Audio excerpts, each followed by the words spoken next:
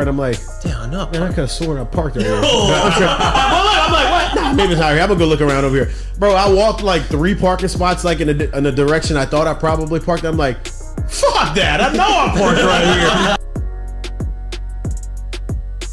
Doing that and out there playing for hours instead of just chilling on the video games is also insane. Chilling on the video games. Did you just age 55,000 years? Well, we call them Fortnite nerds. Yeah, you know, chilling on the video nerds. games. I mean, chilling, like playing video games. That's the way to say it, yes? You think an old man would say chilling on the video games? That's what you just said, yes! You think an old man would say chilling? On the video games? On the video games? Yeah. Well, oh well. You're an old man. If you want, Well, I'm not a gamer. You're getting older. I mean, I guess Mikey. Just mic'd up with Mikie Mahtook. Got the boys in. I got Lloyd. We got J Mitch. We got Jackie boy. He tried to jump up and he might have knocked it in. Good time. Let's go. What a start to the Monday. I mean, I'm from Lafayette. My boys would come in, say, Oh God! So me and Joe on the ground. I got Joe in a headlock, and he's sitting there. Helmet. He's punching me in the stomach, like steady punching me. Here, and there's everyone sitting around. Who here thinks Ovchinko can practice today after having 5 full beers? And he goes, Chad Jones, right? Chad's been with the team 6 minutes. for 7 minutes, right? Chad's like, no, man, I don't think Ovchinko can practice today. And I was like, I look back, I'm like, Jesus Christ, I fucking saw you there. You were more fucked up than me. Be on the Spirit plane had some issues. I think she was sleep farting. You heard her, or you just thought it was her? I sat right next to her. I smelled. Whoa. What was that? Time to start the show.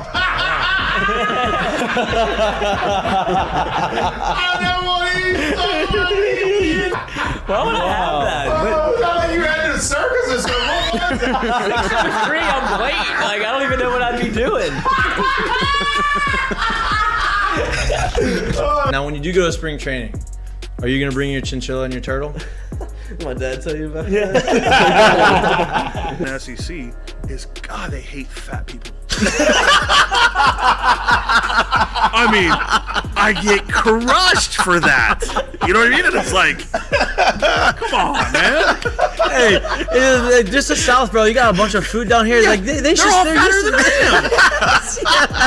Players, look at Lloyd. You know what, Lloyd? I mean, you're looking for a recruiting coordinator, coach. I'm here. Yeah. He was like, I'll piss my pants right now. No way. We're wearing gray pants, long gray pants. He goes, I'll piss my pants right now.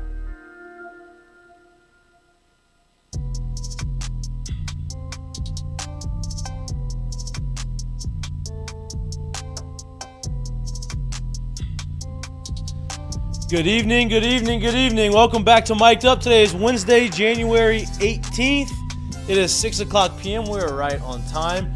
We're going to have a great show for you today. We have a different cast involved in the show today. J Mitch is out for the week. Not only the week, but the weekend and the maybe a few days into next week for his big day. He is getting married. He is tying the knot. I will be following him. He is in Cabo. I appreciate him for allowing us to have a vacation in Cabo. We are flying out tomorrow. We, as in me and my wife, are flying out tomorrow to go and meet him and all the boys for the wedding festivities. So he is not in. Jackie boy is taking his spot in his chair, right? In the other chair right now is Ron Don. He's going to give you all the Pelicans talk. Jordy Collada is coming in at 7 to help co-host the show with me. It's very nice of him. And taking this spot of Lloyd, right now Lloyd is on a little bit of a hiatus. Right now is Stewie. Stewie, welcome. He has no car still, but he is here. He is grinding. He is part of the show. Different cast, different crew, same show. Let's get to it. A lot of sports talk to talk about. Let's go run through the Heineken headlines right now. Obviously, the biggest sports news in LSU sports right now is Walker Howard. Obviously, announced he is in the portal. He announced that he is leaving LSU officially. I think yesterday was when or 2 days ago when he came out. I think it was yesterday. Came out with the letter to LSU saying he's leaving. Obviously, everybody knew he was leaving. He announced today he is taking his talents to Ole Miss, to Oxford, to play for the Ole Miss Rebels. I think that is a good spot for him.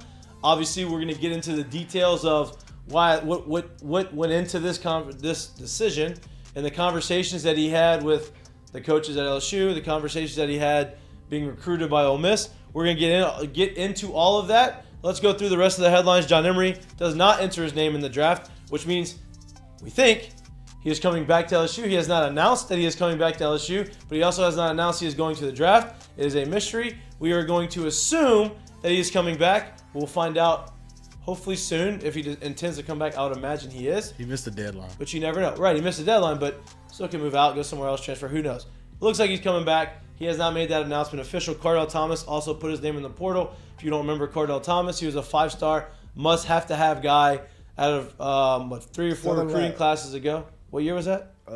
He was in the same class as Stingley. Yeah, so he came in there. He's going through some injury issues, never really recovered for those, lived up to the expectations and the hype. He is moving on to another school. We don't know what school that is yet. Obviously, the offensive line is very deep. It is very talented. It is continuing to get deeper and more talented. So, he moves on. Best of luck to him. LSU basketball, trying to get off the schneid. They're trying to break a snap, a 4-game losing streak, not winning streak. I wish it was a winning streak. 4-game losing streak. They play today at home in the PMAC against Auburn on ESPN2. Obviously, the game is tipped off already.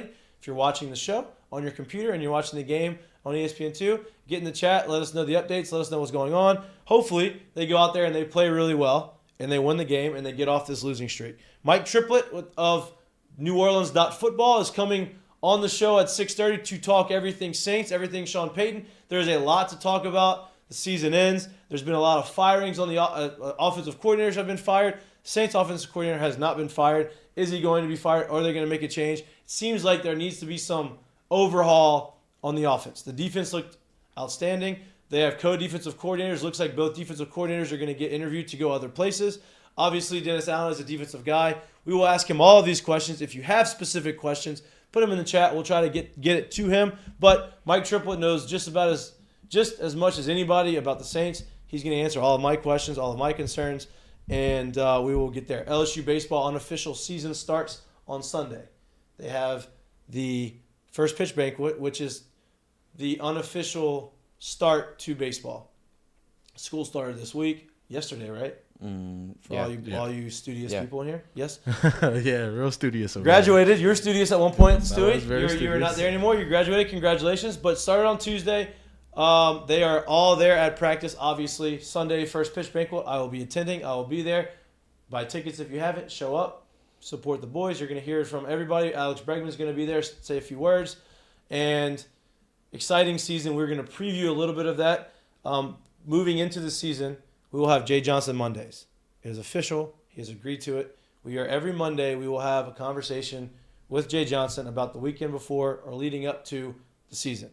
You're not going to get the content that we're going to give you in baseball. So come on, join, subscribe our show, and let's enjoy this baseball conversation because we are going to give you stuff that you don't hear anywhere else. All right, let's get to the task at hand, boys. And the issue that everybody wants to talk about, and that is Walker Howard, right? Obviously, I have announced this on the show before. I have talked about this on the show before. He is from Lafayette. I am from Lafayette. He is a friend of mine. I am a friend of his family's. I have watched Walker grow up. So I am slightly biased towards Walker Howard. I want him to succeed. I want him to do very well wherever he is in life, in football, wherever school he's playing at. I would have rathered him succeed and be the guy here at LSU. That was not in the cards for one reason or another, and we're going to get into the speculation of what went on and what happened, but he made his decision to move on to Ole Miss. Now, for him, it's great. I think it is a great opportunity and a great situation for him. I think Lane Kiffin is the perfect marriage for him. Pete Golding is from Louisiana, moved from Alabama to Ole Miss. Pretty much transferred. Yeah, pretty much transferred. Recruits really well in Louisiana. And I'm willing to bet that the combination of him and Lane Kiffin was able to convince Walker that Ole Miss was the spot for him. Everybody wants to talk about Jackson Dart. Jackson Dart was a starter last year. I believe he was a redshirt sophomore or freshman. He's got a few years of eligibility left. He is still the incumbent starter, right? I also would have to imagine that Walker Howard on his visit with Lane Kiffin, and Lane explaining to him what their plans are for Walker. Walker is that he is going to have an opportunity to start, opportunity to compete for the starting job. Nothing is given to you in sports. Nothing is given to you at high-level college football. You have to earn that. All you can ask for is an opportunity to compete for that job. Now, everybody says, oh, what's the difference from what he has at Ole Miss to compared to what he was doing at LSU? I'll tell you the difference. LSU, he was a number 3 guy. Not the backup. He was the third-string quarterback. The third-string quarterback only gets reps with the third-string offense, which is a lot of walk-ons, and this is no slight to those guys. There's a lot of walk-ons or guys at the bottom of the depth chart. This is not the starters. These aren't the guys that he is going to be on the field with if he is playing as a starter. All he wanted was the opportunity to compete for that backup job. He didn't necessarily need to beat out Jaden Daniels to start. He wanted to have the opportunity to compete against Nussmeier and become the backup quarterback so that if something were to go down, he is prepared and he's getting the reps to become the starter. I would have to imagine that the conversation that he had with Brian Kelly before entering the transfer portal was, hey, can you guarantee that I will have the equivalent amount of snaps as Nussmeier so that I can compete and I can have an opportunity to show you what I can do and develop? And I would imagine the answer wasn't what he wanted to hear. And it wasn't something that gave him confidence that he was going to have the opportunity to do that. So he says, all right, I'm going to put my name in the portal. Now, rumors floating around. I don't know if it's common knowledge, but the rumors floating around, I don't know. This is all speculation. I don't know for fact, but I will go based off of people that I've talked to is that's how the meeting went. Hey, I want to start, or not want to start. I want to compete and show you what I can do. I know that I belong here. I know that I'm the best quarterback in the room. I know that if you give me the opportunity, I know that I will show you that I deserve to be that guy. What I do know, or what it sounds like, and what I heard is the conversation relayed back from Brian Kelly was, Nuss is number 2. You're going to be number 3. I can't guarantee that you're going to have the opportunity to compete against him. Get the equivalent amount of snaps he is going to get. Walker says, all right, I'm in the portal. I'm moving on. I have to do what's best for me because let's be real. If you're the third-string quarterback as a redshirt freshman, the guy ahead of you is just a year older than you, and he ends up taking the reins over and starting for 2 years, you get 1 year to start, right? And your time clock in college is not that long. So he says, all right, I need to move on and go somewhere else.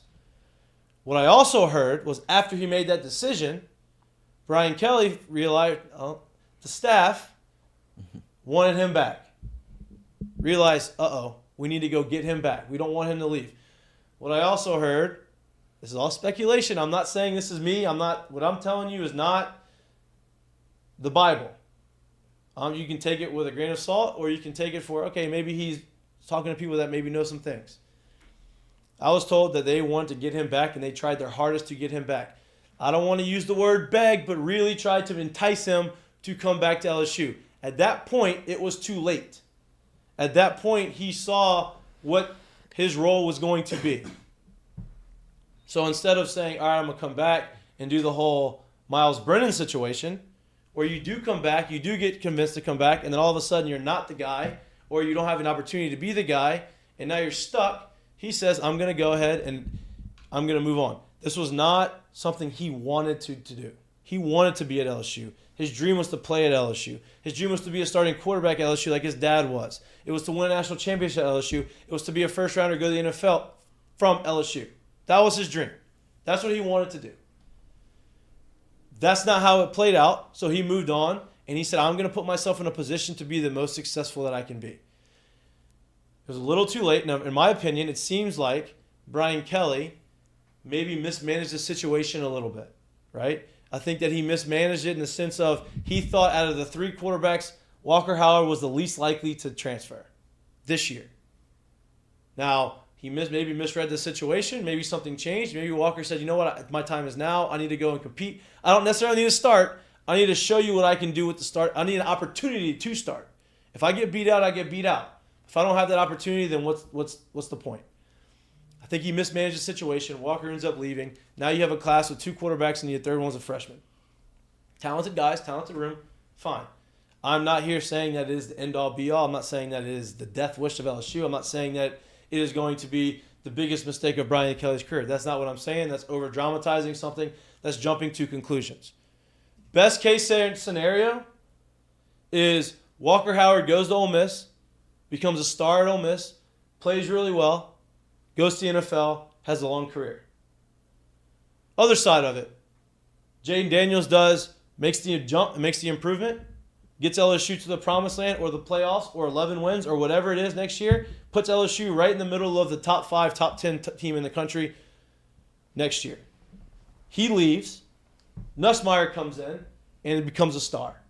Nussmeier takes LSU to the playoffs while he's there, has a chance to make it to the national championship. He gets drafted high enough to go to the NFL, gets to the NFL, has a long career in the NFL. They both succeed. They both go to the NFL. They both do well at their respective schools. We've had this conversation before in the past. This has happened before to a lot of other SEC schools. You look at the prime example and probably the best example of this is Georgia. When Georgia lost the national championship to Alabama, the starting quarterback was Jake Fromm. The backup quarterback was Justin Fields. It has been evident and obvious, and I think everybody would have told you who the more talented guy was. It's pure talent. And that was Justin Fields. The other guy, Jake Fromm, was good. He won games. He did what he needed to do. He got you to the playoffs. He got you to the national championship game. Justin Fields says, I can't wait for this anymore. I'm going to Ohio State. I'm going to go do what I got to do. He killed it, balled out, became a top 5 pick in the NFL. Now, he hasn't really arrived yet, but he's getting there. He's improving. He is in the NFL. Jake Fromm is not. He's a starting quarterback in the NFL. Jake Fromm is not.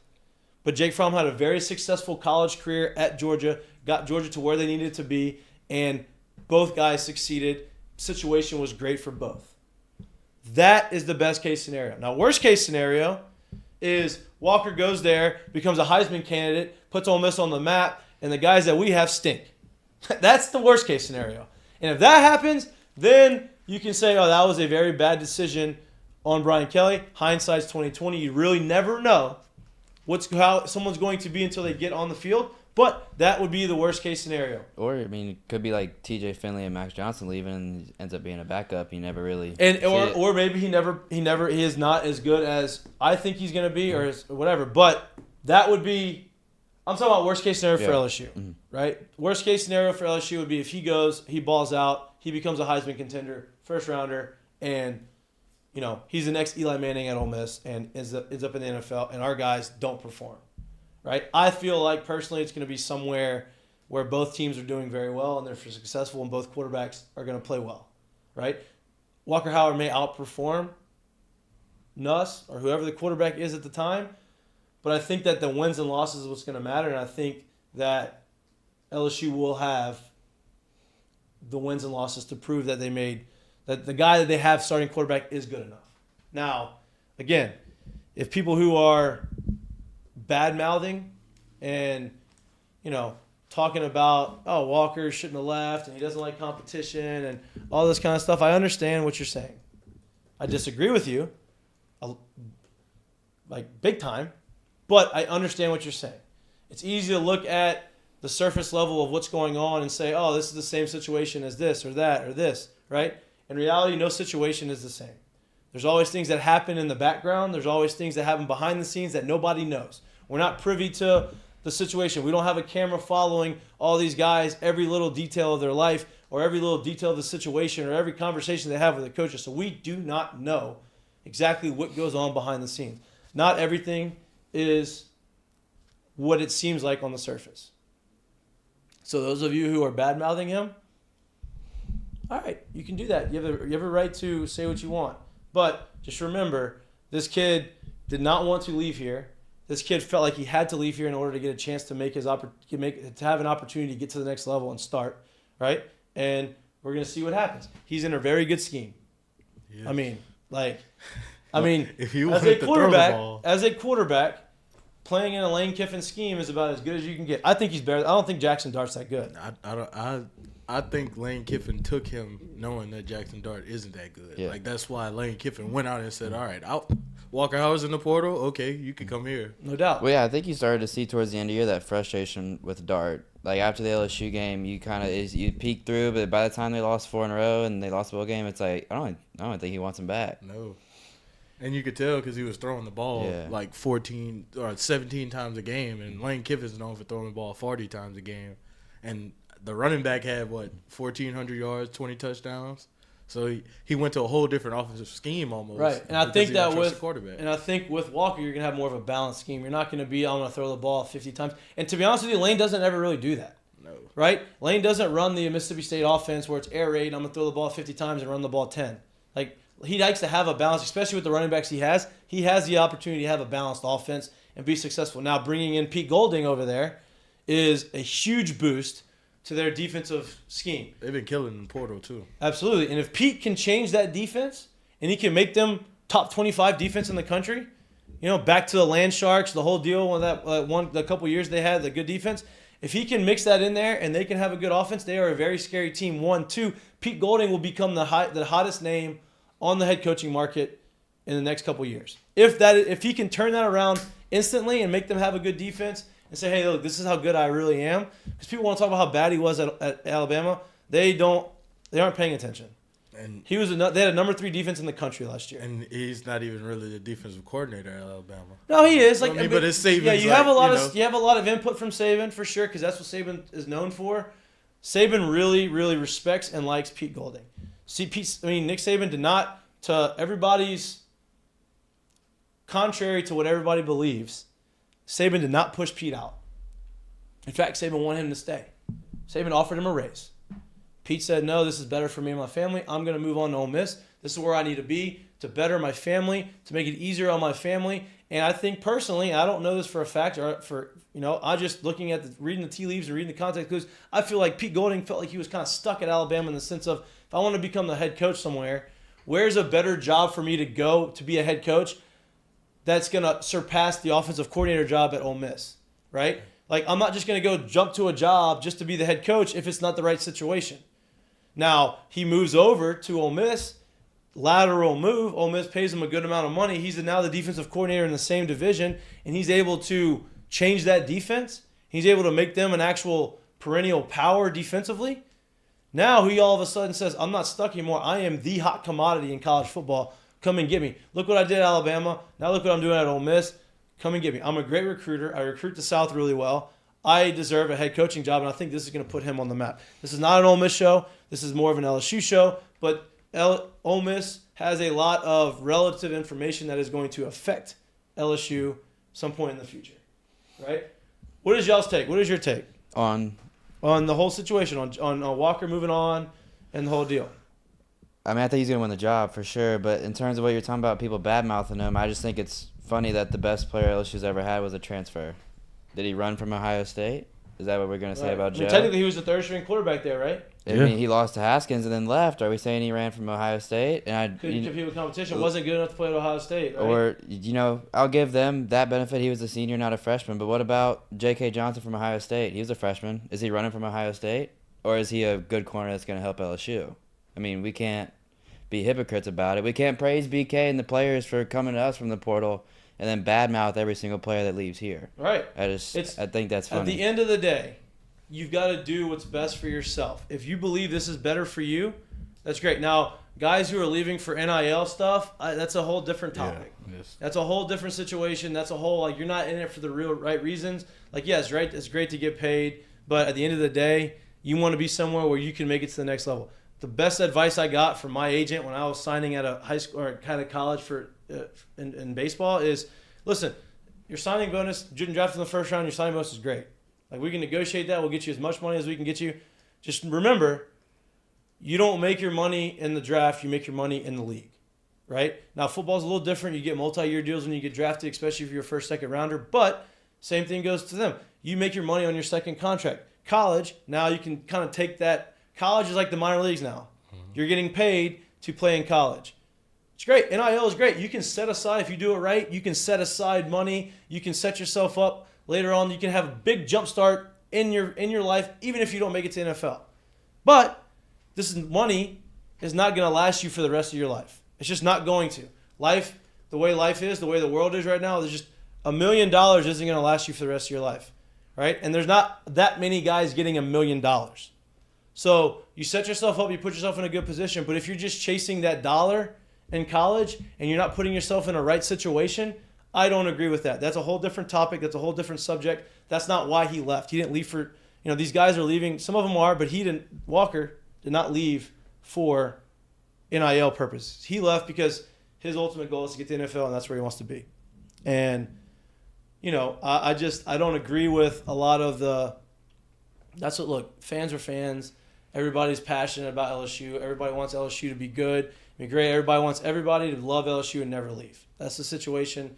That's what makes our fans great. But at the same time, it's hard to take a step back and say, okay, he's doing what's best for him. It had nothing to do with LSU. He loves LSU, still loves LSU. He doesn't want to leave LSU.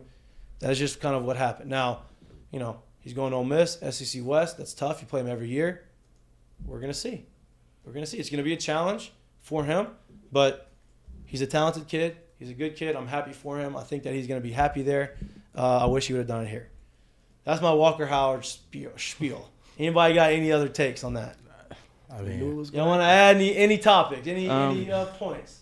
I mean, they said was it Oklahoma State quarterback that's been their starter for 4 years was looking at Ole Miss too. I wonder if they still accept him or if that kind of slows down. I think Lane's done. I think Lane's done. I think TCU was done when they got their transfer quarterback and they lost their OC.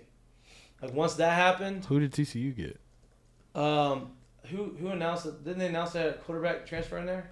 No, but they signed Bryles to be their offensive coordinator. I know, but I thought they didn't have a quarterback commit to them. I don't think so. I thought I read that. No. I mean, I can look it up, but I don't think so. I don't think so. Never mind. I really thought they've made moves. It's just not quarterback. Yeah. Well, I think that Walker wants to stay in the SEC. Obviously, he had the Jack Bech connection at TCU. At the end of the day, Lane Kiffin comes to you and says, "Listen, come here, compete for a starting job. I think you're the quarterback of our future. I can put you in the NFL." Well, also, I think TCU honestly might have got him if their OC didn't leave the day after he hit the portal. Yeah. Yeah. Right. I mean, we don't know. I don't know the conversations. This happened pretty quick. Yeah. Put his name in the portal, went out, and I'm sure he visited TCU, visited Ole Miss, went to Ole Miss. Boom. Yeah. He had to make the decision quick, though, because school started. Yeah, right. So it was like right. he had to make it right. For sure. Yeah. And look, Ole Miss is close enough to Baton Rouge, close enough to Lafayette, to where his family can still go. There's something there. And look, he can build his own legacy there. He didn't have to follow in his father's footsteps at LSU. He can do his own thing. He's in a position where the coach is going to put him in a successful situation. Shay was saying earlier on his recruiting segment that Walker has family in Mississippi. Yeah, he does. His family's from Laurel. His dad, Jamie, is from Mississippi. Right. So, I mean, it's almost home to him. Mm-hmm. I think we should stop giving quarterbacks number 14. I mean, him, Max Johnson, we're on a string with them. And wasn't there another one? No, just them two. LSU hasn't had a quarterback finish like that signed with LSU, I think, since Jordan Jefferson almost. Yeah, I think it honestly was. I think Jordan Jefferson. Yeah, because we got Met in the transfer portal. What about Danny Etling? Etling was a transfer too. Transfer from Purdue. It was gonna be Miles, but then he retired. Yeah. It's crazy. Yeah, that's crazy. That's the now. I'm not talking bad about Brian Kelly. I think Brian Kelly's still doing a great job. This situation is to be determined. He's bringing in a lot of quarterback talent, right? So I think he is going to be the guy to change that. I don't think that he is going to be bringing in any transfer guys, quarterbacks, unless he absolutely has to. Yeah. Right? I think that's kind of where we're going. But Les Brown started that narrative. Yeah. We'll get more into the LSU conversation. We have a score on the LSU-Alabama game. By any chance? I mean, LSU Alabama. Jesus. All right, in football season. LSU Auburn game. 16-8 Auburn. Not a good start. Did we expect anything more? No, we did not. No. All right, we're going to take a 30-second break. Mike Triplett is in the On Deck Circle, and I have a lot of questions about New Orleans that I don't have the answers to, and I think he does. So we're going to take a 30-second break. We'll be right back. You're watching Mik'd Up. See you soon.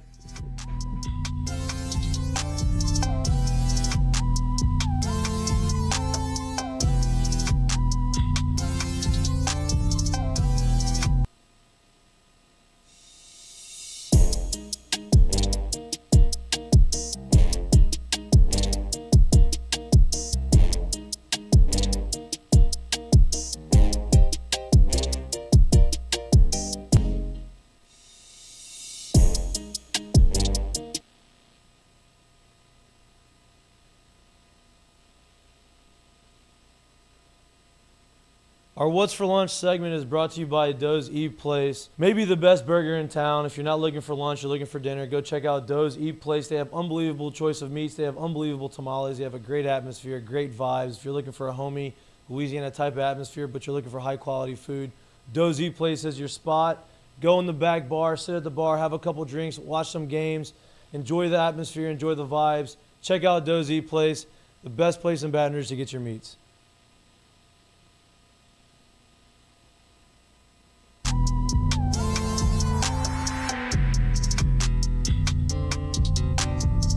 Welcome back to Miked Up. I'm excited to have this next conversation with our guest, Mike Triplett. He covers New Orleans Saints for NewOrleans.football. If you have not subscribed and you're not familiar with NewOrleans.football, I suggest that you do subscribe. But he has written some really good articles. He has a lot of good insight on what is happening in New Orleans. There's a lot of change going on in New Orleans. We got really used to the Sean Payton, Drew Brees era. Obviously, that is not happening, but Sean Payton is still part of the New Orleans Saints as of now. Hopefully there's a way where everybody wins in this situation. Mike Triplett has all the news. Mike, thank you for coming on, man. I appreciate it.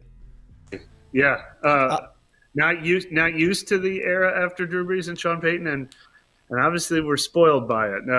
It's a fan base that's not handling losing well. No, I think that's Louisiana in a nutshell. I don't think they like losing. They like what they like, and it's hard to get through it. Now, listen, I haven't gotten past the Sean Payton, Drew Brees. This is the second year without Drew. First year without Sean. I think you saw the difference in the team. Last year, Sean Payton went 9-8 with 4 different quarterbacks. I would argue that the quarterback. Well, I don't know about that plural first-round picks. Okay.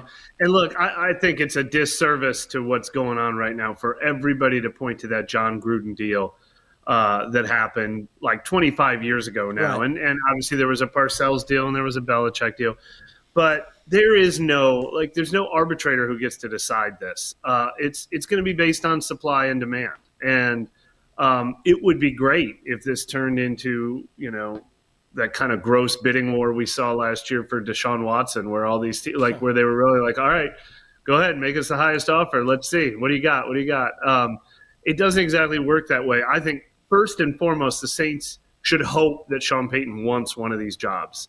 I don't think it would be good for the Saints if this lasted another year. For one thing, Sean Payton would still be hanging over Dennis Allen like a black cloud. Yeah. But for another thing, I think their leverage would go down next year when he only has 1 year left on his contract. All of a sudden, you'd be hearing a lot of, he could just stay at Fox one more year and then go anywhere he wants for free. So I think it's good news that some real deep-pocketed owners like the Broncos' new ownership group and David Tepper with the Panthers, and then Houston, who I think can afford to spend some money and be aggressive. I think it's a good news that they're all really highly interested. I think it's a good news that Jim Harbaugh has dropped out of the race. I think it's a good news that a young hot assistant like Ben Johnson dropped out of the race. So really, I think the stars are aligning that there's going to be a match for Sean Payton in one of these places. They're not the greatest jobs I've ever seen. I know he would have preferred Chargers or Cowboys, or I mentioned the Jets maybe as somebody, or the Bears maybe. Like if they keep underachieving, maybe he would have an incentive to wait another year. But it feels like there's enough mutual interest that a deal gets done. But I expect it to be 1 first-round pick plus some day 2 picks. And so that was my next question. The Broncos, in your article, I read your article, which I am a subscriber to NewOrleans.football. Thank you for all the content that you put out there. It's great. You ranked the top landing spots for him as Broncos, Texans, Panthers, Cardinals, Fox, Colts, and then a mystery team, right? Broncos obviously have Russell Wilson. He stunk this year. He almost lost me in my fantasy league. I overcame that. I won that because I'm a great manager. And who'd you replace him with? Oh, I got lucky. I picked up Justin. I picked up Justin Fields. That was the best one. Yeah, I picked up Justin Fields, and then he got banged up. I picked up Jared Goff, and it couldn't have worked out any better. Oh, it was a very. I got lucky, but I won it, so thank you. But he'd have to, obviously he has Russell Wilson. Russell has a track record of being very successful. They traded the house to get him. They also got a first-round pick back after trading Bradley Chubb, I believe. Where does that first-round pick line up, and is it a good enough first-round pick to where we can? Yeah, it's a problem. So I don't think the package is going to be set per team because each team has something different to work with. And Denver has the crappiest first-round picks to choose from, obviously. First of all, I said 1 first-round pick. If somehow Carolina ends up being the team, I think that'll be 2 first-round picks, including their number 9 overall. I think the price will be much higher for a division rival if that's what they want to pay. I think that would be the 9th pick in this draft plus another first. I really do. But with Denver, their first-round picks aren't as enticing. The one they got in the Bradley Chubb deal was from Miami, but that came from San Francisco from another deal. So they get San Francisco's first-round pick, which the way they're playing right now, that the might be 32 pick in the draft, last pick in round 1. It might be 31 overall. So what would be interesting then is if the Saints actually had their choice, would they rather have the 30th, 31st, whatever that is, pick in this year's draft, or would they be able to wait for Denver's first-round pick in 2024, which I absolutely think could be the way they almost prefer to go in that scenario. And maybe it's possible they get both. I mean, that feels like a pretty good package right there. 2 firsts, if one of them is 31st overall, it's barely a first at all. So I wouldn't be surprised if we see one of those 2 picks plus a 2 and a 3 or something like that. I think that's the range we're looking at from any other team. Now, if it is Houston, they have the 12th pick in this year's draft. And frankly, that could be it. That seems pretty easy to me. You don't have to look at the trade chart and add this up and say, well, what year are we getting your second? What year are we getting your third? 12th pick. That seems like it might be pretty fair right there. But they also he values GM ownership and the kind of like the alignment, right? It doesn't seem like the Texans really have that. Is that going to affect it? Yeah, that's a tough one. I kind of dismissed them early in the process, but the more I heard from I talked to a lot of people before I did that sort of power rankings to try to get a good feel for, well, how do people on the inside view the Texans? Because they deservedly have a lot of egg on their face right now, and that's putting it kindly. I mean, the way they did David Coley and Lovie Smith, it's a pretty second time I've used the word gross. It's pretty gross where that organization is right now. But that was not their reputation previously. And actually, I think the worst thing you could say about the Texans before that was that they gave Bill O'Brien too much time and too much power. And before that, they gave Gary Kubiak like a decade on the job. So they don't have this long-standing reputation for not giving their coaches what they need. And I also think it's a little overblown that Peyton would need to call all the shots because, I mean, he actually worked for Mickey Loomis the entire time in New Orleans. And all the times he considered leaving, he looked at other organizations and he came back and said, I like what I have in New Orleans. It's so stable with ownership, with the GM, with me. So I don't think he needs to be the GM's boss necessarily, but he needs to know he can work well with the GM.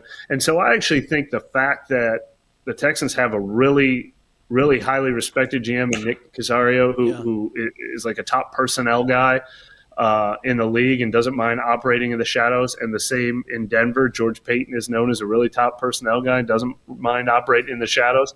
I actually think that might attract him, to be honest. Now, obviously, he has that relationship with Mickey. That was part of what made the Saints so successful. They had that alignment. They understood each other. They knew what they had to do. Sean didn't move on from the Saints because he fell out of love with Mickey Loomis or New Orleans or the Saints. At some point, you just have to. You may get burnt out, and you just have to go out there. And he probably realized that, I miss football. I want to go back, and I want a new challenge.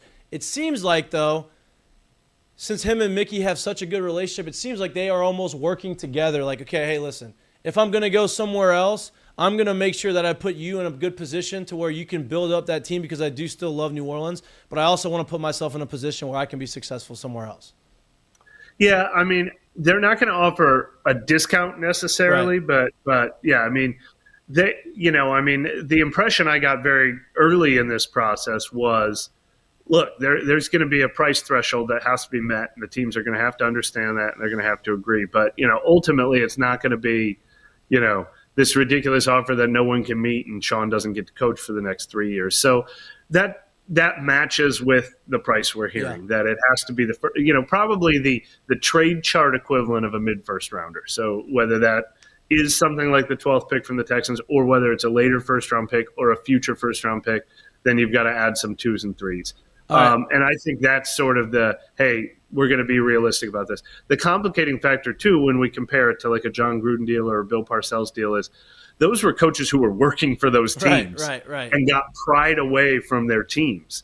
Sean Payton is a retired coach, and there is not a job waiting for him in New Orleans. Like, if he showed up to work, they'd be like, "Sorry, coach, you can be the senior assistant." I know they say no, but I don't know. If he shows up, he says, "Hey, I'm going to show up and I'm going to go bring Lamar." Maybe we'll think about that. Exactly. But I think the fact that rumor got out there and that it got out there probably from people close to Peyton who were trying to float things, I think that actually did create a little animosity between the two sides. I think they're all right, and I think they're working there.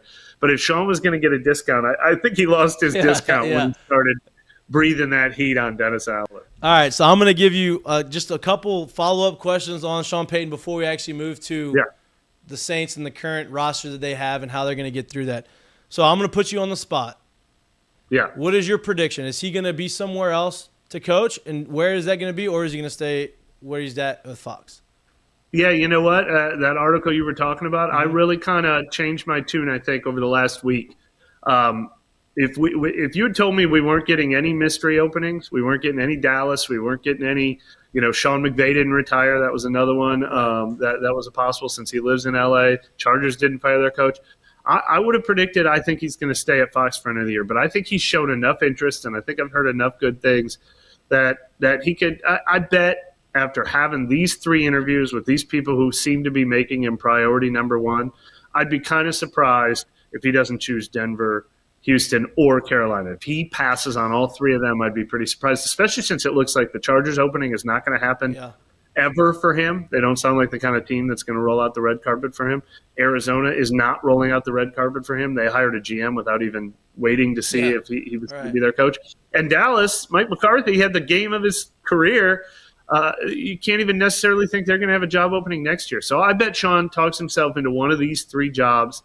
And like I said, my power rankings, I went Denver 1, Houston 2, Carolina 3. But I think it's paper thin between the 3. I mean, I think out of all those 3, he can tell himself that he can make Russell Wilson work. Yeah, that's the best quarterback I think. And I don't see why he couldn't. I think that it's pretty. With his acumen and his experience as an offensive guy, I think that he could do that. If he goes to Carolina, I'll be very upset. Obviously, it's the most we can get back, but that's going to be a tough pill to swallow. You have to play him twice a year, and that's just. But that puts some pressure on the trade, doesn't it? No doubt. A lot of drama. Beat him. If you don't beat him, it's not worth anything. NFL wants that to happen. I think NFL wants that to happen. It's good for the ratings. It would spice up the most boring division in the league. Absolutely. All right, to the roster. Yeah, Michael Thomas. His time in New Orleans is done, right? I mean, I think that's. They wouldn't confirm that in either the Dennis Allen or Mickey Loomis press conferences. They said they were just trying to increase flexibility, but you can't read the move they made with his contract any other way than that he agreed to get an extra $1 million so that they can cut him and call it a June 1st release and help their salary cap when they cut him. So that's $40 million that they don't have to pay him, right? Is it 40 or is it more than that? Well, that might be what was left on the contract over the next few years. This year, his salary is going to be $16.5 million, and that's what they're saving. They're saving 60. Yeah, it was probably 40 remaining on. Yeah, but they're saving for this year in the cap 16.5. Yeah. So it still hurts. Yeah. He's still going to be on the cap. But the good news is, it's sort of like when Drew Brees retired. It took a couple years for Drew Brees to be off the books, but they aren't going to pay him any more new money. Now, do they regret not being able to get any compensation for him, like not being able to trade him? Is that something? But I guess, I guess you don't really know. It's hard to predict. When he was injured like that, I'm sure they regret everything. But the thing they wanted more than anything was a healthy Michael Thomas on the field. Yep. It seems like they're off their team in itself, outside of the offense and how bad it was this year.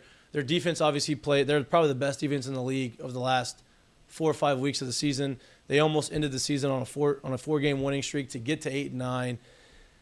Offensively, they were not very good, right? Pete Carmichael was the offensive coordinator. It seems like this is the first year that he was actually the offensive coordinator since Sean left. Are there any plans? It seems like that needs to be the first move. Is like they need to figure out how to find the offense. Yeah, I mean, they're definitely going to make changes there. The only thing we're waiting on is just how drastic. And I actually, we haven't heard an announcement yet. It's making me wonder if they're almost waiting to see if Sean Payton gets a job and they can like mutually agree to let Pete Carmichael go work for Sean Payton or something, so it doesn't have to be a fire. Or maybe they're talking to Pete about another role he would take in the organization, or does he want to retire? That's my impression of what's probably going on right now. Because if they were going to commit to keeping him, I think they would have done that by now. Right. I think what's taking longer is trying to decide exactly what it's going to look like. But there's no question that they are trying to figure out who they're bringing in to help revive this offense and how drastic that change is going to be. Their defense is kind of aging, but kind of not aging at the same time. It's kind of weird. Like, you have some guys there. You obviously have DeMario Davis, who's aging, but he's still played every snap of this year. Like, it's almost like he's going backwards in time. He's playing at as high as level. It's unbelievable. You have Cam Jordan, who's doing basically the same thing. He hasn't regressed at all. And then you have some of these young guys in the secondary. You have Marshawn Lattimore, still young. He's, obviously still one of the most elite corners. You've got two guys that you hit on the draft. You signed Marcus May. You have all of these guys' talent on the defensive side. It seems like the defense is built to go and make a run. Like, they're not blowing this thing up and they're not rebuilding. It just kind of feels like you need to figure out the offense. Do you feel that way, or am I just being a fan and being biased towards that? What you said is what Mickey Loomis said. Mickey Loomis actually laughed during his press conference at the concept of blowing it up. I think the question was, is there ever a time that a team really needs to blow it up? And he said, I suppose there probably is, but we're certainly not there right now. And the very first thing he listed under assets this team has is a great defense. Now, I'm a little nervous about the fact that the first two players you just listed were DeMario Davis and Cam Jordan, who are both 32 years old. Right. Tyrann Mathieu really came on strong eventually this last season. He's in his 30s. So that's unfortunate. The defensive line, 6 months ago, I would have told you Marcus Davenport is one of the greatest assets. Now I can't see how they can possibly pay him in free agency. I don't know if they can bring back David Onyemata. So Peyton Turner didn't come along yet as much as we hope. Right. Obviously, there's still time, but so I feel like the entire defensive line kind of needs to be rebuilt. So I don't think they're perfectly set for the future, but the emergence of Caden Ellis, who I think they should re-sign, the emergence of Pete Werner, the emergence of Alontae Taylor, Marshawn Lattimore still being great and hopefully healthier than he was this year. Obviously a lot to like on that defense. And I think it's really interesting. If you're going to keep Caden Ellis, Pete Werner, Caden Ellis, DeMario Davis, that's three great linebackers, and they only play two at a time. Do you use one of those assets? Do you consider trading DeMario Davis? I do wonder about that. Now, obviously offense was the issue. You may have the offensive rookie of the year too, right? Which is impressive to say the least, because you didn't have. I don't think he's going to win that award. But he's gets some votes. Like he's obviously he put up 1,000 yards. Like I don't think he's going to win either, but he's in consideration, which is saying a lot based off an offense that was pretty abysmal throughout the course of the year. I would imagine that they can't rely on Andy Dalton and Jameis Winston being the starting quarterbacks moving forward. You still have Alvin. You still have an offensive line who, you got your left tackle, Trevor Penning was a first rounder, and he seemed like if he stays healthy, he has an opportunity to be really good. How do you fix that without saying, okay, I'm rebuilding this offense? Well, funny enough, I feel like, there's enough pieces in place on the offense that it doesn't need a total rebuild outside of the most important position. Look, you do need to add a receiver and Dennis Allen very specifically, Nick Underhill just wrote about that on our site today, a contested catch receiver. Yeah. I mean, Michael Thomas would be perfect, unfortunately. right. But you love Chris Olave, you love Rashid Shaheed, you love Juwan Johnson, the way they developed. If you add maybe what Jarvis Landry should have been this year, what Michael Thomas should have been this year. That's really the missing piece. The guy that, it's third and short. We got to throw to somebody who's not going to drop this ball no matter who's covering him. Right. That's what they're missing there. They need to add to the running back room. And I think the draft would be ideal for that, because it'd be great if it's somebody that can complement Alvin Kamara and then ultimately replace Alvin Kamara in the very near future, not to mention the suspension he could be facing this year. But obviously, quarterback. Quarterback is the number one thing this team needs. Are they going to look at the draft? Or are they going to go and try to find free agency? Ideally the draft, but I don't think they can get anywhere near the top 3 guys. And so then you don't have a sure thing if you're not getting one of the top 3 guys. Top 3 guys won't be sure things, but so I don't know for sure what that looks like. Do they look for a young guy from another team? Jordan Love, Tyler Huntley, Mac Jones. I don't know for sure, but I think Andy Dalton could be back if he's being paired with the young developmental guy. Or maybe they're like, this is everything to us. Maybe they do get in the Derek Carr market. I mean, we saw him get into that's Deshaun the rumor, Watson. right? That's the rumor about Derek Carr. Like, is he? I feel like he'll cost more than he should in the combination of salary and draft picks. But until this team has its quarterback, none of these other conversations really matter. Yeah, man, I appreciate your time. Just a couple more questions. I don't have Lloyd's not here today. Jay Mitch tonight, so you just get me. You just get my questions, which is good because this is What would they ask? What would they be dying to know? Jared would ask you some good like football questions, right? Because he was a football player. He can get you kind of there. Lloyd, probably a good thing that he's not here because I don't know what would come out of his mouth. But when do you guess or when do you think that some of these decisions will be made? Do you think it's going to be in the next couple of weeks, or do you think it's going to like kind of drag on a little bit longer than that? Yeah, I mean, I'm surprised we haven't heard already that they're making a change at offensive coordinator, and part of me started to wonder that they're probably consulting with Pete Carmichael about the best way to do that. I mean, maybe they're having long talks with him about whether he can be the guy who makes the changes they need to make, and who does he want to bring in to help him do that, and do they want a new passing game coordinator? Like the one scenario that came to my mind was like Steve Ensminger and Joe Brady. Like they didn't take Steve Ensminger's title away, but they needed to bring in a Joe Brady because they needed something else in addition. I imagine that'll come in the Joe form Brady? Of well, he's one of the possibilities. Yeah.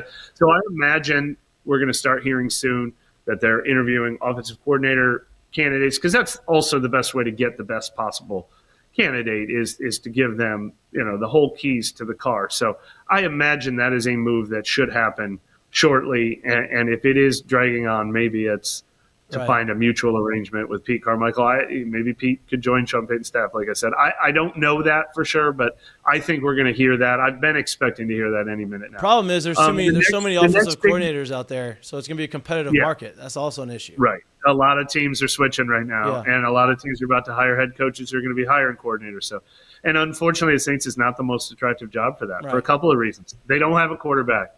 Their head coach is known to be on the hot seat.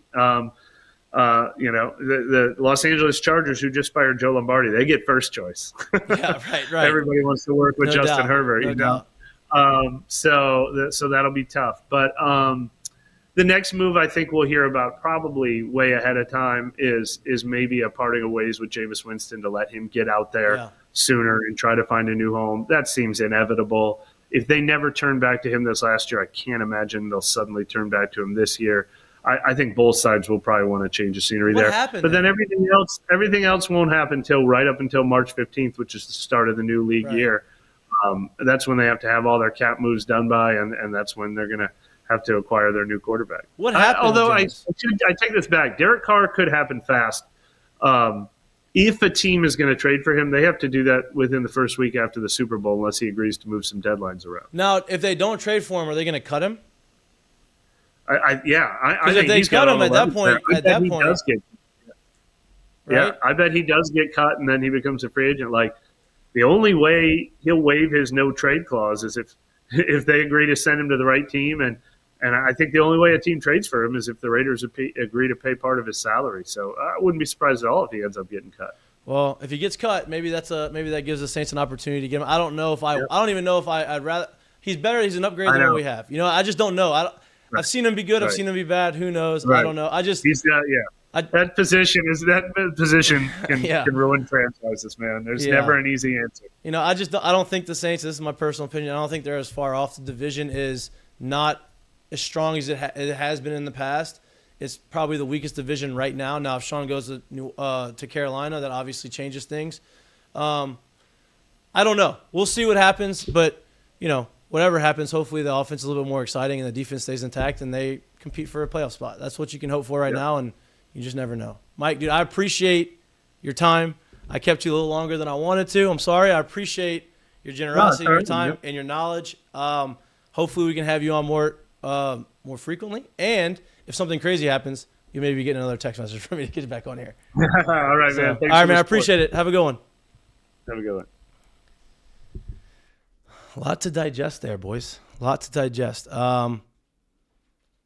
Seems like the Saints don't feel like they are in a position where they are going to rebuild. They feel like they have some pieces in place where if they get the right guy running the offense and the right quarterback, they feel like they can be in a situation where they can compete now, especially in the NFC, NFC South, not the NFC in general, but the NFC South.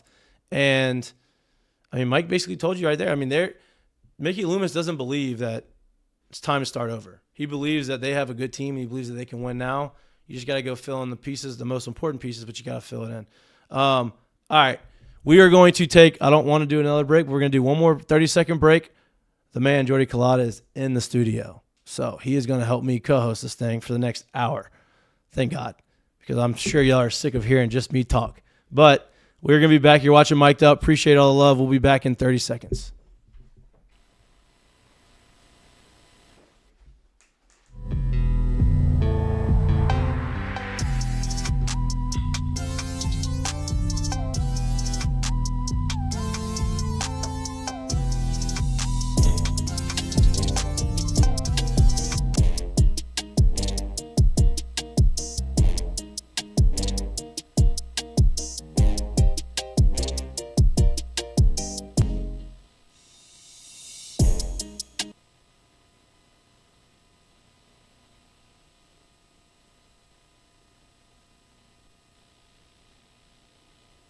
Easy to pour, easy to chill.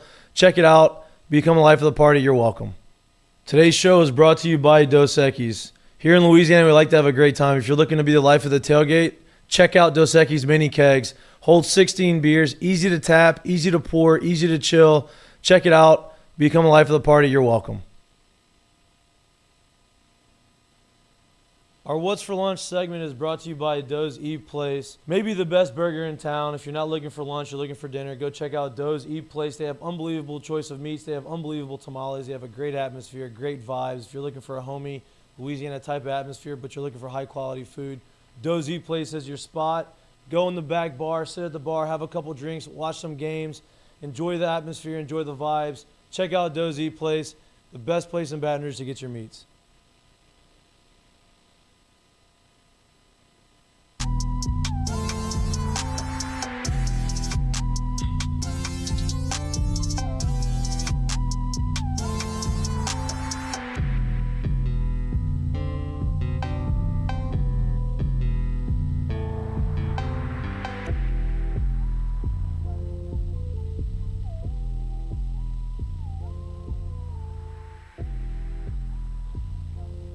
Welcome back to Mik'd Up. I have my closer, my relief pitcher, coming in to help because I've been talking my ear off. Thank you. The man himself, Jordy Collada, late night with Jay. Good to see you. Late night with the other Jay. It's the white Jay. Thanks for coming on, dude. How was the game? You did good. Rolled. Nice. How do you do? 11. Short left. Nice. Dish it out, facilitate a little bit. Assist. Knock out a couple of threes. Get the shot back. Free throw. Just fill up the stat sheet. Yeah. Little Jay can play. Oh, no, I've seen him. Jack's been on assignment. Yeah. My man Jackie did a great job. What's up, dude? The place looks great. It feels great. Feels great. You know, sometimes it gets a little, sometimes whenever we close doors, it get a little steamy, but that's just part of it. We figure it out. Lights. Yeah, camera action kind of thing. It's hot in here with these lights. Yeah. You know, we bring a lot of heat in here, though. That's kind of what we do. Triplett's a stud. Triplett's great. Mikie Loomis broke it down. Yeah, Mikie Loomis. He basically said Mikie Loomis believes they're still a contender always, right? You have to fill in the spots with the quarterbacks and the offensive coordinator and kind of fill that. But defensively, you have a lot of positions that are kind of solidified that were really good. Now you have some aging guys, but they're still playing at a high level. Right. You have a offensive player of the year candidate. I don't think he's going to win it, but he's going to get votes because over 1,000 yards as a rookie on a bad offense, which means he was getting open when he was the only guy getting thrown to. And you have your biggest asset probably in the NFL in Sean Payton, right? I say NFL. Yeah.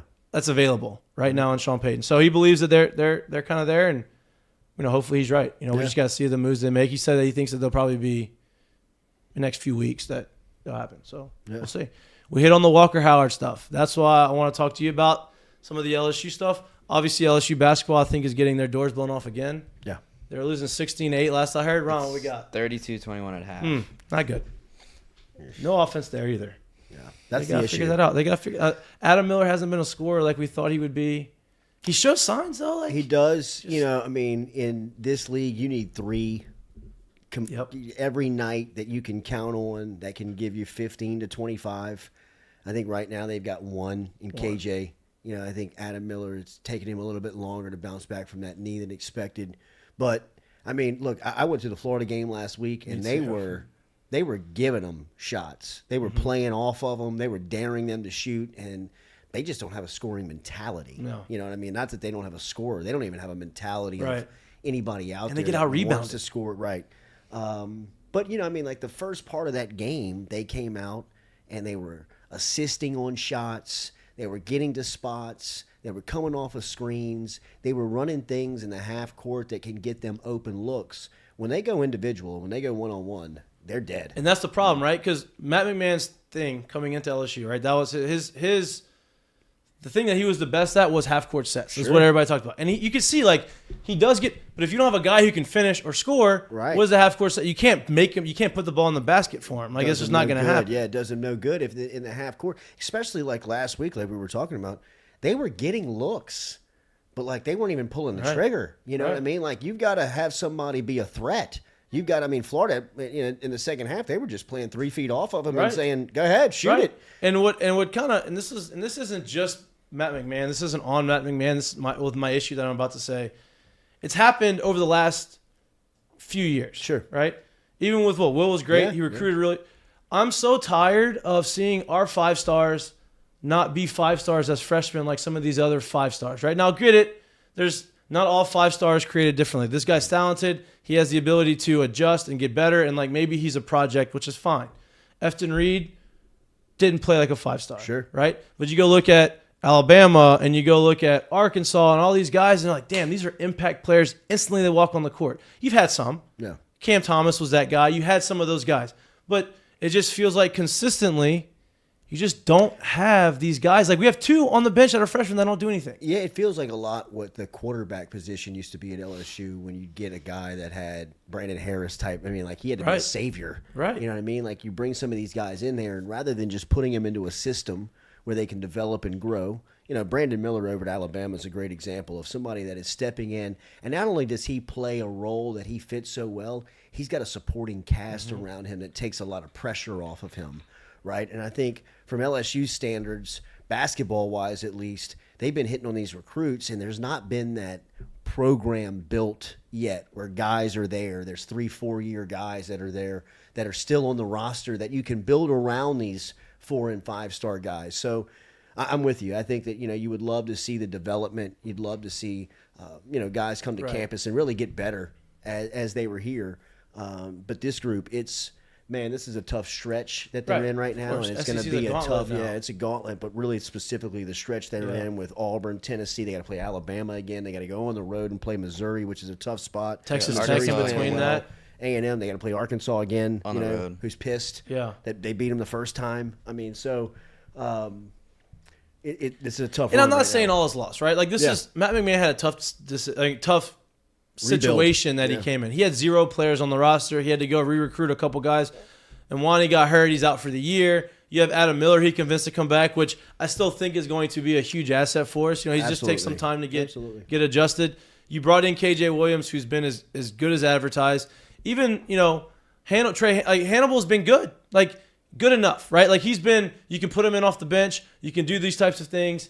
But you just don't have the consistent score. It's going to take some time. I believe he is a good coach. I'm not saying it's Matt McMahon's fault. No, I'm not either. I believe he's a good coach. I believe he's going to get the guys in a good spot. And really, the task that he took on, the task that he was given, I don't think there's anything that's comparable to it in college sports. Ever. Not basketball. I'm talking overall sports. Hey, coach, welcome. You don't have a player. Yeah, 0 you know what I mean? You have 0 guys here that are committed to the program, and you start in October. Good luck. Yeah. It was right. There's no precedent to it, and what he was able to get accomplished in that time and put on the floor, I think it's a blueprint for the transfer portal. I think that you can't look at the transfer portal and say anything's impossible. Well, LSU basketball did it, right? I mean, they were able to put something competitive on the floor, but to expect them to compete with the higher level teams like they've run into over the past couple of days, you know, I mean, they're going to get exposed here just because they don't have the horses. They don't have the guys. They got the guys. The hope is that you start seeing improvement.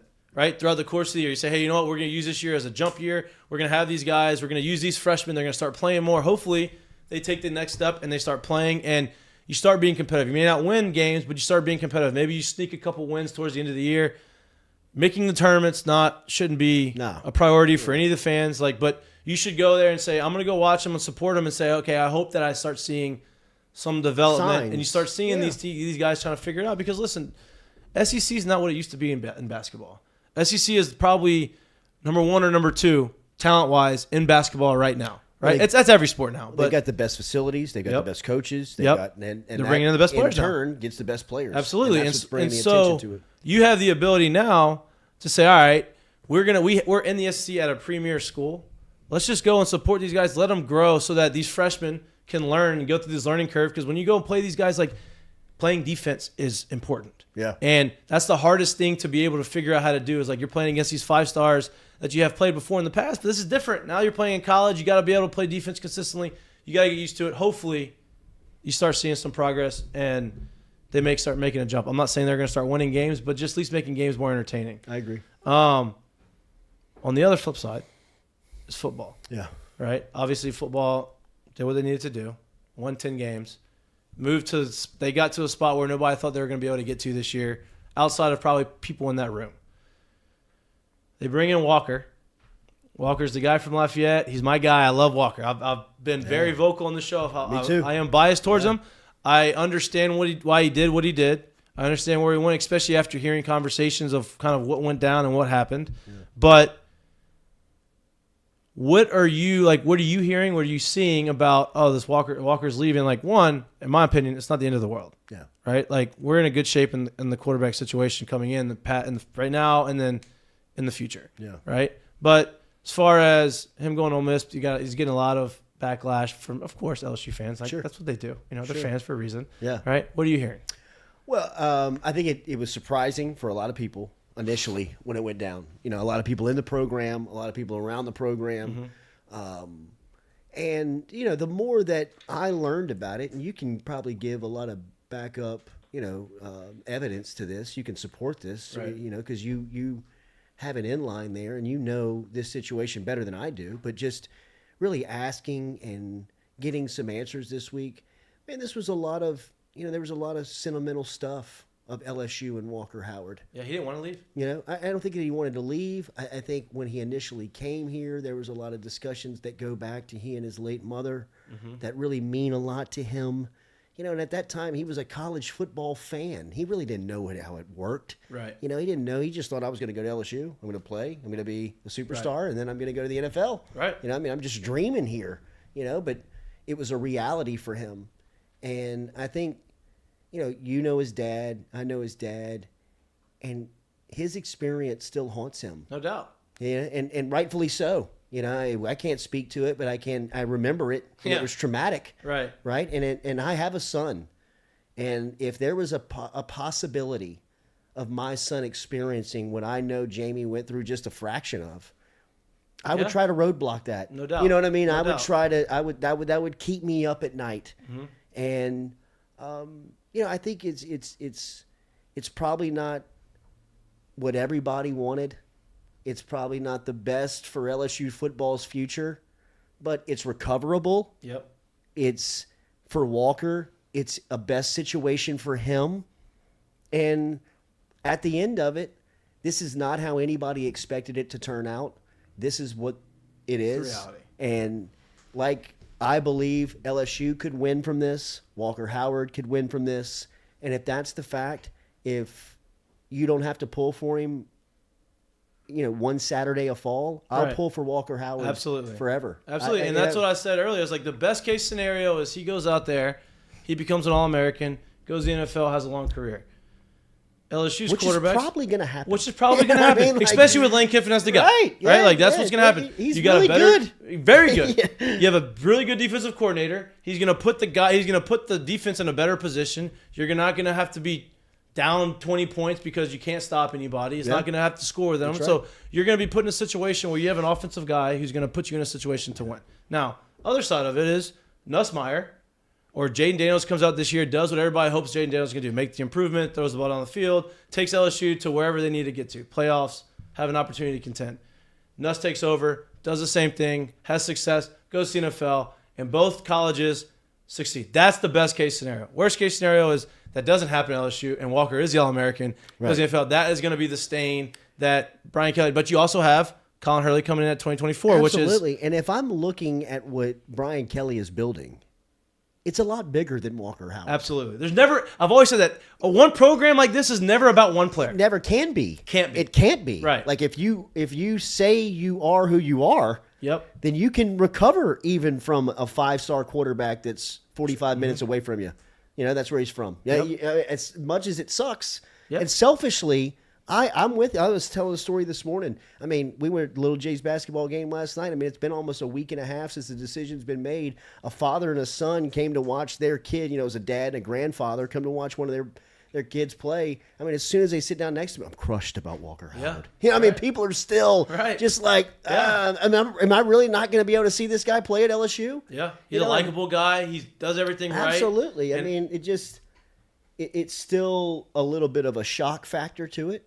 But once it all kind of settles, I agree that, look, man, this could potentially work out really good for everybody. It's probably going to. I still don't think that, like, Ole Miss is a threat to beat LSU with what they're recruiting, how they're recruiting. I think LSU's recruiting a better type of player at all the positions.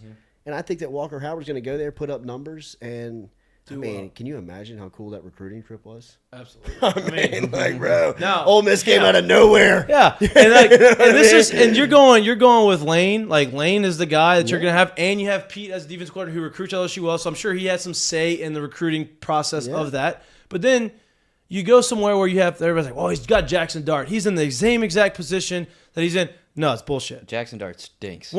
Jackson Dart stinks. And Lane Kiffin don't like. No. Like I watched the season on YouTube. Yeah, right. You could tell. Like, that ain't the dude. No. And two, the second thing is he is competing for the starting job. If he doesn't get the starting job, he is the number 2 guy there. He is competing for the number 2 spot here. If he doesn't get the job, he's the number 3 guy. Situations are not equal. Yeah. Right? Like, whether you want to think that they are or not, whether you think he's running from competition or not, that's not the case. Well, the Spencer Sanders kid from Oklahoma State is supposed to commit to Ole Miss tomorrow. Yeah, I don't think that's. I mean, not happening. Maybe, but I don't think it's gonna happen now. I think if that happens, then Dart will leave, so he'll still be competing for the 1 spot. Right. Which actually would be better anyway, because Walker's whole thing was, I don't need to start this year. Give me an opportunity to show you what I can do and compete with guys that I will eventually be on the field with, not walk-ons and third stringers, which, like I said, no slight to these guys, but they are at the bottom of the depth chart. You're not going to get a real me unless you give me the opportunity to compete with the other guys. I really think that Walker Howard is going to be looked at inside LSU's program as a guy that is a lesson for them in the transfer portal age that you cannot take for granted. Yep. You think Walker Howard, that type of guy, that type of prospect who's got dad as a legacy, mom is a lifer, loves LSU, the family's all purple and gold. He has said, I can't wait for my opportunity. We don't have to play the game with him. He's good. He'll be here. Even if Jaden comes back, it'll be all good. Right. Which I think that's the other thing. I don't think they thought he was going to come back. They didn't. And you know, that's like we said when it happened. This is a good problem. But it's a problem. Yeah, right. You know what I mean? Right. Like, this is going to be an issue. Right. At some point, this is going to be an issue. But in today's age, where you think everybody's secure and we got everybody, you know what I mean? Like, LSU baseball, Mikie Mahtook, we don't have to worry about him. He's always going to be happy. He's always going to be happy. He's from Lafayette. He's wearing the purple and gold. He's playing center field. Everything we told him in recruiting is happening. Right. 1 week. You know what I mean? Like, I got this opportunity. Bama called. They need this. Coach. You haven't given me any money. And today I'm going. Like, holy shit, we lost Mahtook. Right. Like, we lost. If you're LSU, I guarantee you there's still people within that facility that are thinking, damn, I can't believe we lost Walker Howard. Yeah. You know, like, and I thought that guy was going to be here forever. Almost like a little bit of a mismanagement on BK's part. And I think that he realized that after the fact and tried to go make up for it. No At doubt. that point, it was too late. And I think this is a lesson in a transfer portal age of, hey, we can't take anybody for granted. Right. You can't take even the guy from Baton Rouge who's a 5-star that we've been recruiting since he was 11, and all he could dream about was wearing and running out of the tunnel. Right. He's still in today's age, man. He makes one trip to Oxford. I mean, like, who knows what that trip was you need like. one reason. You know? Yeah, and at the end of the day, we don't like. I think he's going to be what? LSU's only down 2 now. Oh, there we go. Make a little run. That's good. I think he's going to be great. Mm-hmm. I do right? too. I think he's going to be an All-American. I do too. But at the end of the day, you don't know yet. You still don't know. There's a lot of unproven stuff. You know what you're going to get in Jaden Daniels. You've kind of seen what Nuss can do. He's kind of showed you that, okay, bowl game, he's made a little bit of an improvement of, like, understanding the offense. I still think Walker is better. By the end of the day, when you take a step back and what you have now, you really don't know yet because you haven't given that opportunity on the field. I know. I know. You know the worst part about it is that everybody you ask, the knows. people we talk to, they know that he's I the know. best one. I've heard too many times. From the players. They said, oh, he's torching the first team defense God. on scout team I mean, with the like, third string. Killing people. I'm like, well, killing people. How is that? How do you want, like, You know? what do you want? What else? I think that they thought he was going to be the one that last and Nuss was going to transfer. I think they were like, we at least have him through spring. Right. You know, like. I thought it was shocking, Coach. I mean, before the bowl game, I was told, no shot. Yeah, no, me too. No shot. I'm staying. I'm gonna hold this out. I will be able to beat Kelly's comments in the post press conference. It was like he was like, oh, Yeah, we we know got he's 3. here. Yeah, he's 100%. I mean, like. Yep. And what changed Not was just him. He's like, we got all 3 through the spring. Yeah. What changed was Nuss got a lot of play in a situation where nobody thought he was going to get that opportunity, and he played well. Then after the fact, okay, exit meetings. Let's all walk through here. What's the plan? Well, that doesn't sound promising to me at all. Like, wait, so you're telling me I redshirted? You're telling me how good I am, but I'm not going to get the equal reps that to even be the backup? Which he probably would have. Right. You know what I mean? Right. Like, that's the thing that Right. you look back on and you're like, Coach, a 10-minute meeting. Yeah. Like, I mean, Yeah. he's asking for something that we don't Just have say to. yeah. Yeah, right. Just say I mean, yes. like he's the future. Who's better? Then you say who's better, right? At that point, one of them is going to realize, okay, I'm got the leg up. I'm going to move out. Worst case scenario, Jaden gets hurt, Nuss plays. Now you have 2 quarterbacks on the roster, and like, oh I mean, no, Coach, 12 games is a lot of football. Oh, no. A lot of stuff happens in That's 12 worst games. case. You know what I mean? Like, and I hope to God that doesn't happen. Now I think Nuss is good. Don't give me. I think Nuss can be really good. I think that we're capable hands in the quarterback position. It has to go to plan for this not to bite you in the ass. Yeah, that's what I was going to say is the only thing, like we'll talk about the quarterbacks until week 1, but the only thing that cures it is winning. You go out there and win, nobody's going to care. Yeah. That's my point. That's why I think it could work out for both teams. That's right. I think both teams can win from this, and Walker is going to be in his spot to do whatever he needs to do. Yeah, I'm put happy. numbers for him. up. Me, I'm happy for him. I agree with you. I am too. I'm happy for him. But outside of that, man, football, like, is John Emery coming back or not coming back? I mean, he announced he wasn't going. He didn't put his name in the draft, Right. but he hasn't announced anything. Right. So it's like, does that means he coming back, or does that mean he's portal or what? Doing something else? I wouldn't imagine that. That's what I said. I think that he would have the best chance to play here. Right. Yeah. You know, I think that he would have the best chance to be successful here. John Emery, I love John Emery. John Emery needs support. He has that support built in at LSU. Right. Yeah. For him to transfer for 1 year to try and establish that makes zero sense if the ultimate goal is to play on the next level. Yeah. I think he showed some stuff this year that the pros were probably like, okay, we saw the flash again. Yeah. We saw the flashes again. Now let's see it for You'd a full probably 12. you'd probably be a 6th, 7th free agent type pickup at this point. Yep. If you want to make your way into a possible Third 4th, rounder, 5th, maybe? 3rd, 4th, 5th, Yeah. 6th guy, show that for 9 games in an SEC schedule. And hold on to the football a little bit. Yeah. Show that you made improvements. Absolutely. Yeah. Brian Yeah. Kelly's a good coach. Yep. The NFL respects him. Yep. They know you're going to get better in his program. It may not do you so bad to go back for a year. One thing that I would, be discouraged about if I was on John Emery's team is that, running backs' value doesn't really go up or down. You know what I mean? If I know what you are, who you are, what you do, it doesn't matter if you're 21 or 24. I Right. still want to use you. Now, if you're 21 and 24 and the same player, I'm taking the 21-year-old. Right, for sure. You know? And I think for them, I think the NFL is probably like, hey, listen, his ceiling is the third round. Uh-huh. Right now, 6th, 7th free agent, maybe more of a 7th free agent round based off because we haven't seen enough. Now, you go out there and you play really well and you get in the third round, you're going to make the team. You're going to have an opportunity. Now, the issue in the NFL is how much or how well can you pass protect? Because that's like the big thing in running backs with the NFL. That's why running backs are undrafted. That's why they get on the team roster. The two red flags on him are things that are in football that are non-negotiable: ball security and pass protection. Mm-hmm. It's a passing league now, and if you can't hang on to the ball, you can't play. And if you can't play special teams, you can't play. Right, and there's just because there's too many people out there that can do it that probably have the same skill set at John Emery at that level. Yeah. So, I mean, he's got to improve that. He knows that he has to prove that, or he'll be playing in the USFL. He won't be playing in the NFL. Yeah. The running back room's stacked up. It is. They have a lot of guys.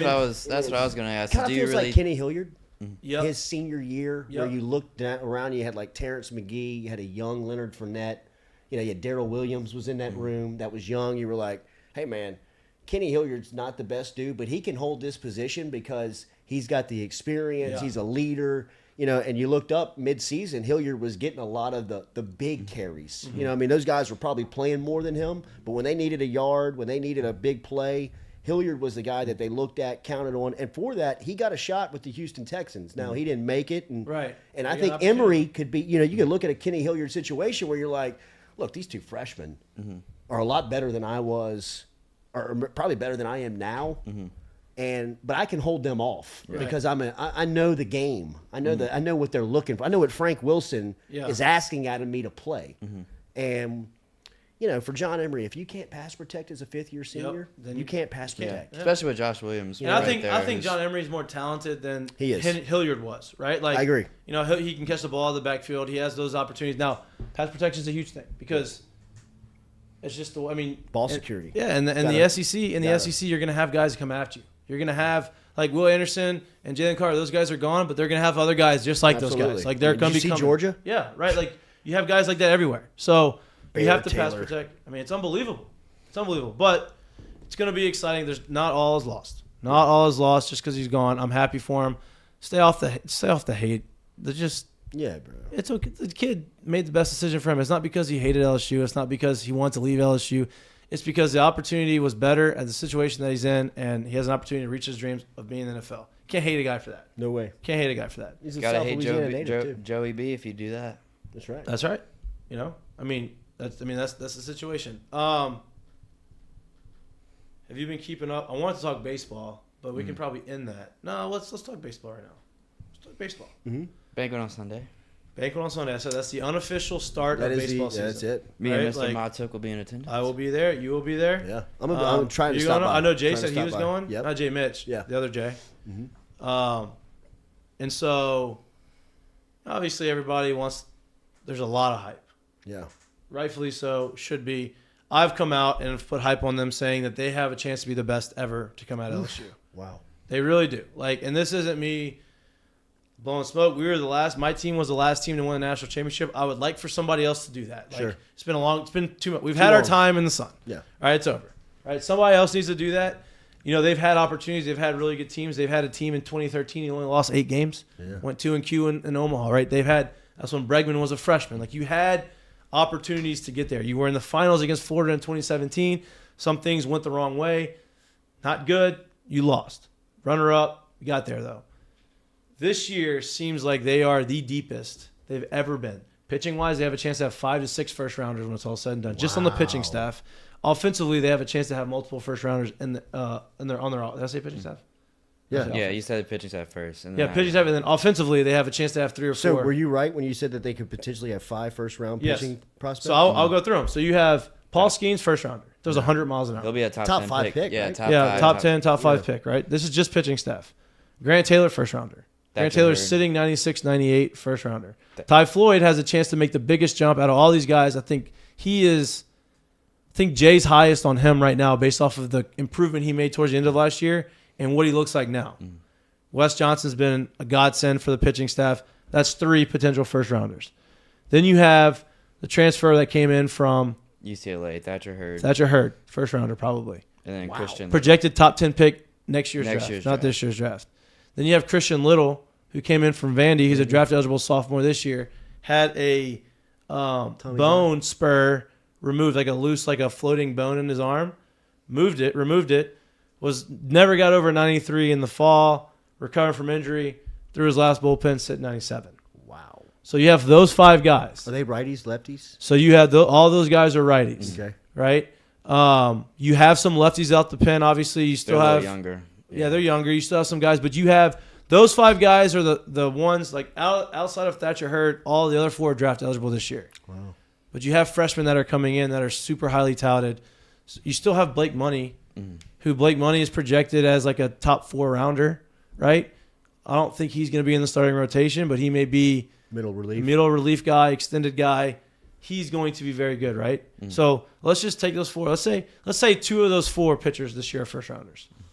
The other 2 are second, third rounders, whatever. You have Dylan Cruz, number 1 overall pick. Trey Morgan, if he shows that he has some juice this year, like which he says that he has changed his mindset and his swing, and based off of the numbers he put up in the fall, he has. He's hit a bunch of homers. He has a potential to be in the first round, supplemental round, right? You have who? Tommy. And he's next year, though. Yeah. He's next year. So I'm just talking about this year. So you have those 2 guys, and then you have Thompson, which Jordan Thompson. I was about to say. And so Jordan Thompson's the guy, and I said this a little last year. He was hurt. He had a knee injury. He messed his knee up before the season started. Played through it. Didn't miss any games. Messed up a little bit of his mobility. Messed up of the way he can kind of go down and receive a ball at shortstop. He's very good defensively. Didn't play good early in the year. Played really good towards the last month. And offensively, if he can make that next jump and show that he is consistent as a shortstop, I think he has a chance to shoot up. Maybe second, third. I don't think he's a first rounder, but second, third rounder possibly. Is that the biggest insecurity on this team going in? Is the infield? No, I think the shortstop. I think he's confident with Jordan at short. I really do. I think that the second base position is a position that's going to be a lot. There's going to be a lot of competition. Obviously, you have, I think Gavin Dugas, and that perfect segue into what I want to predict starting lineup opening day. I think Gavin Dugas starts at second opening day, just because he's a senior. He came back. Tommy Tanks is going to be at third base. Right, he's been good. He's been. Jay said he's been great. He makes all the plays he needs to make at third base. Obviously, he's an offensive guy. He's at third. Jordan Thompson's at short. You're gonna figure out the second base, but Gavin starts there, and then you have Trey Morgan at first. Right, Milazzo will probably start opening day behind the dish just because he's been there. He's the best defensive guy. I think that he will not be the starting catcher throughout the course of the year.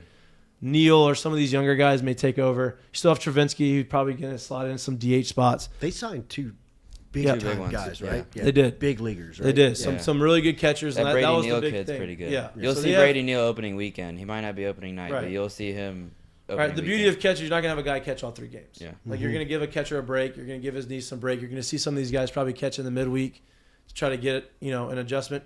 He's going to put the best guy that he feels like can control the staff there early, though, because he wants the staff to get comfortable and throw and kind of dominate and do his own deal. That's what I would assume. You're going to put the best defensive guys you have the most confidence there that can handle the staff there. But that's potentially 6 first rounders that you have on this Who's their team. outfield?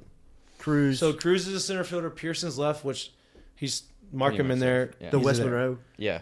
Stud. Can hammer balls, right? Like kid is a stud. he's not bad defensively. He can probably improve a little bit defensively, but he is. Where's he in the lineup? Second. I third? think he's going to hit second, right? So I think here's what I think the lineup's going to be. I think Dylan Cruz is going to lead off, play center field. You put your best player as a center field, and you put your best player as a leadoff guy. Most at bats. That's the situation. Right-handed hitter. This is now. I don't know how Jay likes to do it, but if I was a manager, I would like to go righty, lefty, righty, lefty, righty, lefty, just because you don't have. It takes away the matchup. And LSU can, right? And they can. Dylan Cruz, center, righty. Pearson, left field, lefty. Tommy Tanks, third base, righty. Trey Morgan, first base, lefty. I think this is opening day lineup. I think it's going to be Gavin Dugas. Now I think Joe Bear probably is higher, maybe higher. Shit, maybe Thompson. Maybe Thompson's proven himself. But right now I have Dugas hitting 5th, playing 2nd. Joe Bear playing right, hitting 6th. Thompson playing short, hitting 7th. You have whoever's going to be the DH. It's not going to be Paul Skeens Friday because I think they're going to try to start him Friday so that he can hit Saturday and Sunday. Coach doesn't want him hitting Friday, getting hit in the arm, and not being able to pitch over the weekend. So I think he's going to DH. Now, if he DHs, that changes the lineup, right? That's going to move the DH up in the lineup. And then you have Milazzo right now, opening day. Obviously, and if he's the DH, he's like a third or fourth hitter, right? Yeah, he'll be. If he's the DH, I think that he would probably be where 4 or 5. Yeah, like Dugas is maybe. Yeah. And like this is going righty lefty matchups. Now, maybe there's a guy where he says, I trust you, lefty. I'm gonna play you. I don't care about that. Like the matchup doesn't matter. But that's just the starters. They're just as deep on the bench. Like Jay told me this thing. This is very interesting. And this is something that I don't think he's going to be able to do all year, but he has the luxury of doing this year because of how deep he is. That second base position, he's going to treat that as like a tryout. A pinch. He's going to pinch hit every opportunity he gets. Because there's just so many. There's so many guys that he can plug into second base. So he made an example because what I did at UL was I started. I don't remember. Merrifield. At second. I started him at second, played good defense, turned some double plays. Based off of the matchup, I pinch hit. Put another guy in at second, pinch hit. All right, we get through that. Another guy pinch hit. You have 4 guys you can play at second. Wow. So you can pinch hit that opportunity. He said, I'm going to try. He goes, I'm thinking about toying with that. I don't know if I'm going to do it, but it worked well at UL. Which is a way to get. Which is very interesting because you don't ever see people do that with an infield position.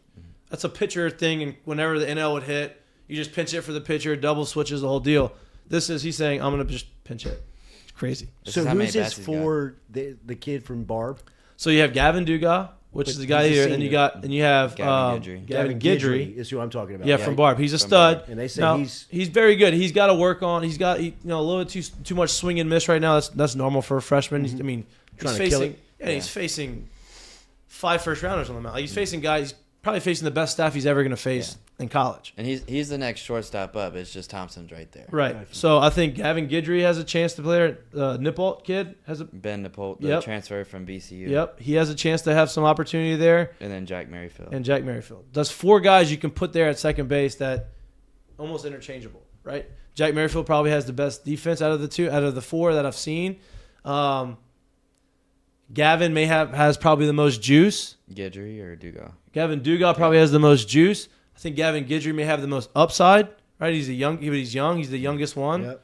And then Nippolt is a transfer, so I don't really know much about him outside of what he did in the fall. What do you know about Tanks' He does everything pretty well. Is Tanks good glove? He plays a good third base. He's you're not going to get a drop off from what Barry did. Like, Barry played fine at third base. He wasn't like, oh my god, this guy's. I think he's better than Barry. He's better than Barry, but he's not Manny Machado or anything. But but he's not gonna hurt you at third. He's gonna make every play he needs to make. He played there all throughout high school. Like, first base and DH was new to him last year. That was the reason why he came. People were like, oh, you paid him all this NIL money. No. I said he's going to play third base. I told him I was going to give him an opportunity to play third base. Nobody else wanted to do that. We said we were going to do it, and he came here. Like, why? The big leagues like him at first? No, he wants to play third. Some of these other schools, he played first in DH, and like, I don't know if they were going to give him that opportunity, but like, yeah, we'll give you the shot. We gave Jacob Berry the shot to do it. He did fine, got drafted 5th or 6th overall, whenever it was. Like, the team is very deep. Now, interesting. We haven't mentioned Paxton Kling yet. Paxton Kling, which he's a freshman who he's trying hard to get in the starting lineup, and I think eventually he may end up in the starting in the outfield. Now, Grant Taylor is a draft-eligible sophomore, and it was interesting that the conversation that me and Jay had was he thinks he's a bona fide ace starter. But they're so deep on the mound that he is toying with doing the Lewis Coleman situation with him, where, hey, if the game is in jeopardy or it's a tight game in the 7th inning on Friday, you're closing this thing out. You're going 7, 8, 9. You're finishing the game for us, right? And if you don't do that 7, 8, 9, and you don't pitch on Friday, and you don't pitch on Saturday, we'll start you on Sunday. Got you. And now you have the ability to do that. Now maybe he only throws 1 inning and throws 9 pitches on Friday and starts on Sunday. Yeah, like he has the ability to do that, and he's that good. And so it's going to be interesting. It's a lot of opportunity to have a crazy type of lineup, which is good. Is why I think that they're going to be as good as they are, is because they're very deep. And obviously the league is like it always is. 7 of the top 10. 7 out of the top 10. 4 of the top 5.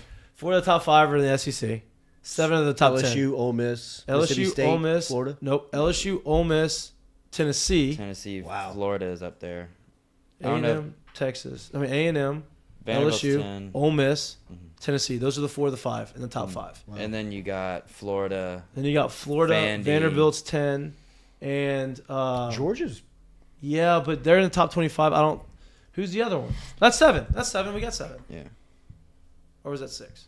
Oh, whatever it was. They have. So we got. I can list them in order. So LSU, Tennessee, Stanford's at 3. Then it's Ole Miss, A&M, Florida, Arkansas, Vanderbilt. Nolan's got that thing turned around already. Got players. Schlossnagel's good, dude. Too. I mean, and one of the things is they got all these guys in the portal, right? Older guys, and they hit on them last year. And Jay was like, I thought these guys were going to get drafted. They didn't get drafted. So they're all back. So now it's an old team who's all back. They didn't get drafted high enough to leave, which everybody thought they were going to, but they didn't. And they're back. And it's like, shit. Heads up. They're going to be good again, because like they have all these guys. They're older. It's an older team. Yeah.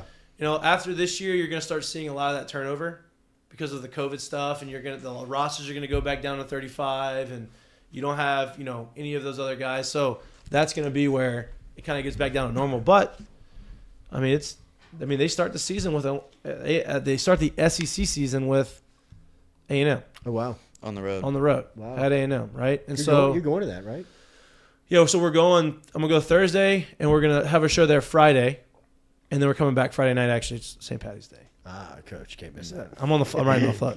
I'm riding on the foot. Yeah. So we're gonna go. We're gonna have a show from A&M. We're gonna go and do stuff. What a trip! We're grinding, Coach. What a trip! We're gonna leave Thursday during the day, go out and see practice, and talk to some of the guys. Have a show on Friday, kind of a collab with our friend over there at A&M at the Tex Ags deal. Like we can kind of have a debate on air, and then thank you. Pop that PJ. I wish I had that. We're almost there. We're gonna get there. We're gonna get there one day. But that happens, and then obviously we have an opportunity to go to the SEC Championship, SEC tournament. Yeah, we have an awesome setup there, which is an unbelievable event. Which is a birthday trip. Which it's to me in Hoover. To me, it's gonna be the most competition. Good city. Great city. Good city. It's gonna be the most competition. I've said this before. I think the SEC tournament is almost tougher than the Omaha. In Omaha, I agree, right? Because you have all those guys. So they're gonna be good, dude. Say it out loud. You got 8 of the top 10 teams. Yeah, right. And they also are playing that Houston Classic thing. Yeah. This year where they play some teams. Yep. They're not playing at Minute Maid though. It's a different one. No, but I'm assuming it's spring break because they go there Friday. They play, so probably get there Thursday. They play Friday, Saturday, Sunday, and then they go to Austin and play Texas Texas in a midweek game on Tuesday.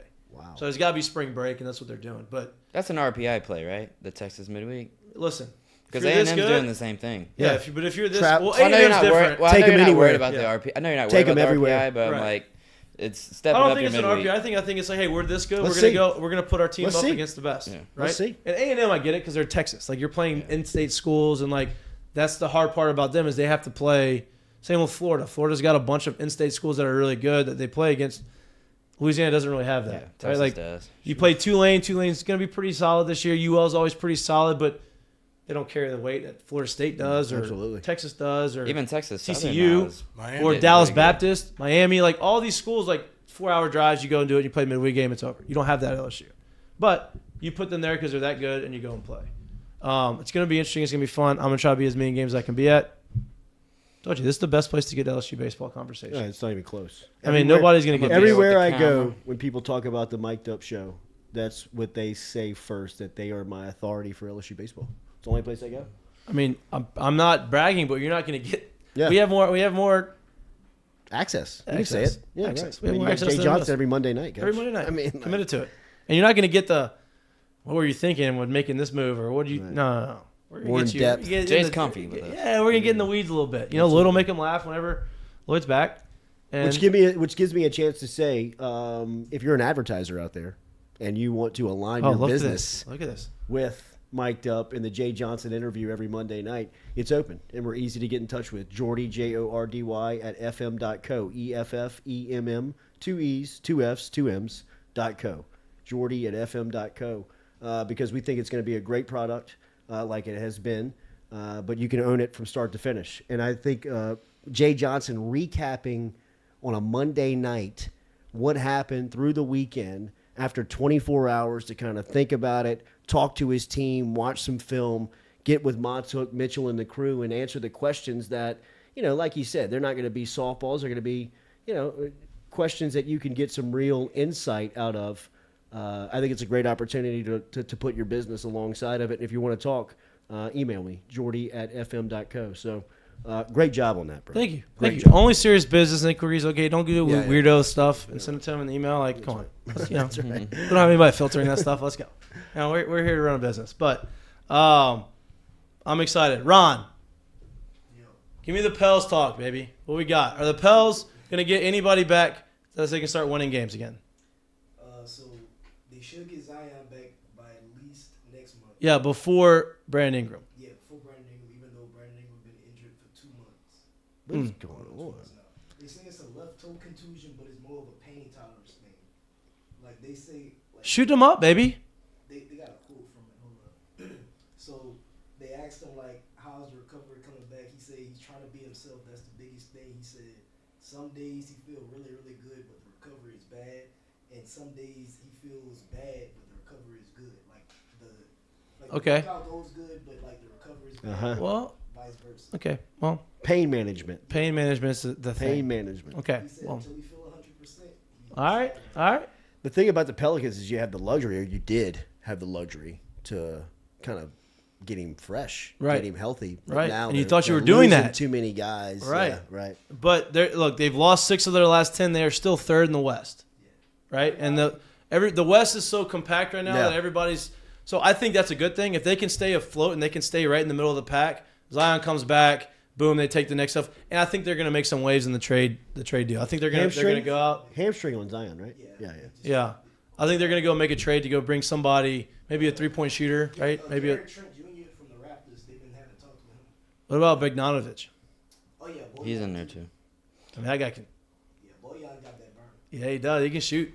That's the one thing. Obviously, Trey Murphy can shoot, but that's kind of the one thing that they don't really have, right? Is a guy to kind of stretch the field, stretch the court. Devontae Graham right now, he had good veteran presence, but he's shooting 25% his last 10 games, and you're a 3-point shooter, you can't shoot 25%. Yeah.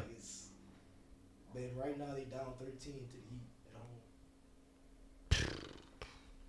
They're down at home to the Heat. Yeah, 36. Don't you normally go to these games? Next week we got they play Denver next week. All right. Denver number 1 in the West, so we got the. Yeah. Okay, I like that. I like that. I would like to go to that game actually. Denver's good. Me too. Jokic. Jokic is good, man. What you got on the NFL, bro? Watching the Sean Payton story. I know. Really, man. I mean, that's really got all my interest. And then obviously last weekend, man, the wild card weekend where just every single game outside of the Monday night game with the Bucs and the Cowboys was just. How bad was NFC South this year? Oh my God, man! But Tom's last game? I don't think so. I don't think so either. Can't go out like that. I don't think so. Can't go out like that. I don't know. But just how good the product is. Yeah. I mean, every game comes down to last possession, one score, wild card weekend. I can't wait for the divisional round. You know, I think that San Francisco and Dallas is going to be a great game. I didn't think Dallas was going to be that good. I thought, Coach. I mean, everybody was picking, and Lloyd was right. I have to give it to him. He said it's a rat line. I was like, I'm not even looking at the line. I just think that the Bucs are going to beat them the way the Cowboys have been playing. And then everybody's picking the Bucs. I'm like, damn. Yeah. Not a good move. Like I think the Cowboys boat raced them. Coach, that was not. It's the best I've seen Dak play, I think, ever. Absolutely. And they have, to me, they've got a little bit of the kryptonite of what San Francisco is bad. I mean, obviously Micah Parsons is Micah Parsons. He's kind of like Harold Perkins of the college football. There's only one of him out there. But they've got defensive linemen that can provide pressure and put on. If they can get to Purdy, I mean, come on, man. The guy's a 7th-round pick for a reason. You know what I mean? But listen, I mean, I love San Francisco. I love their defense. I love the way they're built. I love Shanahan. Well, and that's the thing that nobody's talking about. Right? People talk about that they're in the know of the defense, but the Purdy story is a thing. And like, Shanahan's an offensive guy. Their defense is unbelievable. Unbelievable. Well, like, it's why they are where they are. Right. It's the best, that offense, and me and Jared have talked about it a lot. That is the best offense to succeed as a quarterback in the NFL. Hands down. They've had 3 quarterbacks play this year, and the one didn't play he didn't play a lot because he got hurt, but Garoppolo was playing some of his best football before he got hurt. And you have Mr. Irrelevant come in there, and he's playing better than anybody else has played. No doubt about it. Right? So they are very – I think that it's going to be the Niners. KC. I think Buffalo. Really? I think, and I want to pick Joe Burrow. I really do. If Joe's offensive line doesn't get banged up, I think they make it. I agree. But they're playing the best. No They doubt. just don't have the. They don't have the line. I think the guys. I think when you play Buffalo, their defense is good. No Their doubt. defense is good enough to get after them. I think.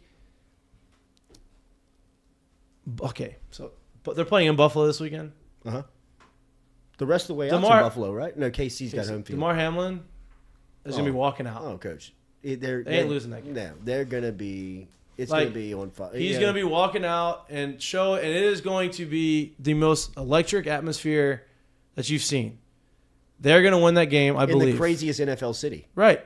Yeah. Like Buffalo's Buffalo, going no to doubt. go wild. It's gonna be cold. Like it's just that's where it's gonna happen. I want to see that. I mean, I want Joe to win. I'm biased toward Joe, but I think that the story's too big. The moment's too big. He's walking. Josh Allen's good. Yeah, they're gonna win. Now I think they go back and they play Kansas City, and now Kansas City is in a situation or Buffalo's in a situation where they have a rematch against Kansas City like they did last year. Change the overtime rules because of the game. I just think that it's just Buffalo's time. Now, I'm not saying Buffalo's going to win the whole thing. I think that's who's going to be in the finals, though. I agree with that. I think that Buffalo and KC in the AFC side are the two best teams. Buffalo's offensive line scares me. Yep. And Josh Allen, to me, has regressed this season. You think? I think since, and not maybe this season, since the early season injury, he's been playing differently. And what he does is that he gambles. He takes shots. Yep. He takes too many shots where you're like, dude, what are you doing? You So know what I I mean? like to compare this to, remember, maybe been last year when everybody was talking about, I think people kind of figured out Mahomes. Like, they're playing the two-show coverage. They're not letting him throw the ball down the field. And he's trying to force it down the field. And he's throwing these interceptions that he's not really used to throwing. Kind of feels like Josh Allen is kind of in that situation. Now, obviously, Mahomes made the adjustment. He did it in the middle of the season. He made the adjustment, did his deal. I think Josh Allen has to make that adjustment. I think he's good. I think you're right. I think he relies too much on how talented he is. I love him. I think he's Cam Newton. Yeah. You know, I think he's an indestructible, better thrower, I think. Physical. I mean, he's the best running back on that team. Yep. You know what I mean? And it's almost like that's his mindset as a passer. Right. Like as a runner, he goes in, he's taking these chances, he runs you over, he doesn't slide, he doesn't get out of bounds. As a passer, he looks at these windows and it's like his arm is so strong that he feels like he can fit it in windows. And, you know, when it comes to this part of the season, it's those little, not little, but it's those decisions. You throw one interception at the end of it. You know, like against KC at Arrowhead in the AFC Championship game. And that could be unrecoverable. Hey, don't sleep and then on the NFC side, don't sleep on the Jags though. No, I don't. I think the Jags. They're not going to win, but you never know. Coach, Doug Peterson's a real deal, man. What that did for that franchise last weekend, what that did for Trevor Lawrence, shows you how bad Urban Meyer was. Bad. I mean, bad. It's the same team. Bad. They overpaid for receivers that they had to overpay to get them there, but it's all worked out. But the NFC side, love Evan Ingram. But the NFC side, I'm with you on San Francisco. I think San Francisco is probably the top seed there. And, you know, I mean, when you think about the NFC side, I mean, it's Kyle Shanahan and he's I love where they are. I mean, I just think that they kind of figured it out. I mean, they have too many weapons. Yeah. You have 5 running backs. Yeah. Who is it? Giants and Eagles. Philly. That's going to be – I think the Giants are a lot better than people think. I do too. Daniel Jones is good. This is their third time Jones playing. Is good. Saquon's healty. Well, Sean Payton said on Fox that he doesn't believe in the third. That doesn't matter. He's like playing a team third time. I don't think that makes it any harder. You know what that is? Good coach. Yeah, right. Not scared of anything. Yeah, right. Like play wherever we need to. Yeah, like however many times we need to play. We know what they do. Like just because they know what we do doesn't mean we don't know what they do. Exactly. Like it's the same thing. Exactly. Peyton, what about Peyton's interview with Cowherd? How just transparent he was. Yeah, but he always says enough without saying anything. Like he does a lot of things. I mean, he said a lot. I thought he said more about Houston than he said anything. Yes, but it just seems like he's just making his price go up, which is great for the Saints. No doubt. You know, but it's like he would say stuff, he would start a sentence, and he wouldn't finish a sentence, and then Cowherd would kind of finish it for him. So like technically, Sean's not saying it, but Colin's saying it, and you move on. But man, I think he wanted the Chargers. They're not going to fire their coach. You know, Which obviously. is dumb on that part. But you can't fire him now. You fired the offensive coordinator. He already fell on the sword. Yeah. I think that Lombardi is Peyton's guy. Yeah. And then I think that the Panthers obviously are high. That's what Triplett said. If we get the most from the Panthers, no doubt, right? They would fleece them. Obviously, I mean, we you can't get just two give you a first-rounders. Hall of Yeah, Fame right. coach. Yeah, right. In In a our division. In our division. No, that was what happened. He thinks that the number 1 team is the Broncos. Wow. Right. He thinks maybe you could get 2 first rounders out of the Broncos Yeah, they're desperate. and their pick is later on in the first round. It's the San Francisco's pick, so maybe the last pick in the first round. So it's not going to be a high enough pick to where, it's still valuable, but not whatever. And then he said Houston 2, and then Carolina 3. I thought what he said about Houston, the part that he said about the division, jumped out to me. Winning division. He said that the thing about Houston's division is that it's very winnable.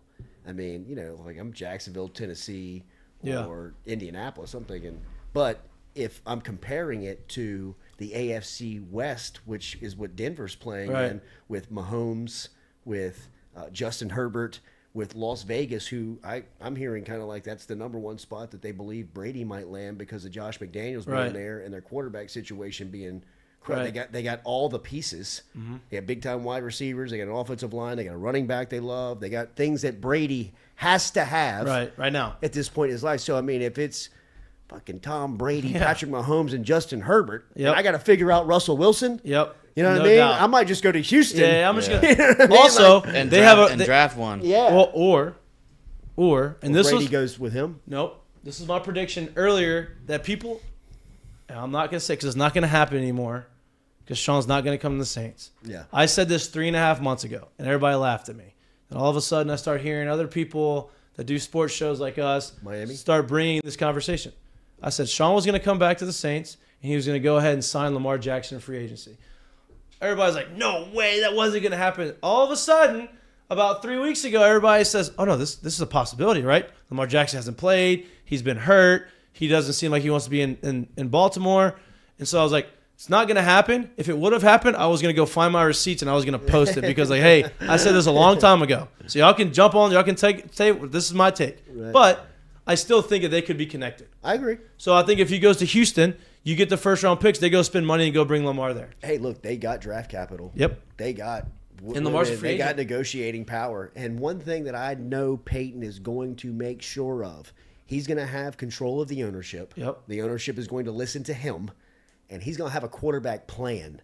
No doubt. Like it's going to be, it may be the second pick, and this is who we're drafting, or we're taking that second pick, dealing it to Baltimore, we're getting Lamar Jackson. No doubt. Whatever it is, he's got a plan for the quarterback spot, and he's got a relationship with the owner that says, you will never tell me no. Yeah. Now, I'm going to bring somebody here that's going to tell me no, but you're not doing it. Right. You know what I mean? Like, I got to go get Jeff Ireland. I got to go get Mickey Loomis, who's going to say, Sean, we can't do that. Yeah. You know what I mean? He's got to have a governor built in to help him, but it's not going to be the owner. It won't be the money that says, no, we're not doing that. And I think you get the most for Houston. No doubt. I say the most. The best draft pick. Yeah. You get the most from Carolina. Yeah. It's going to be interesting. We're going to see. We did it. We got to the end of the show today.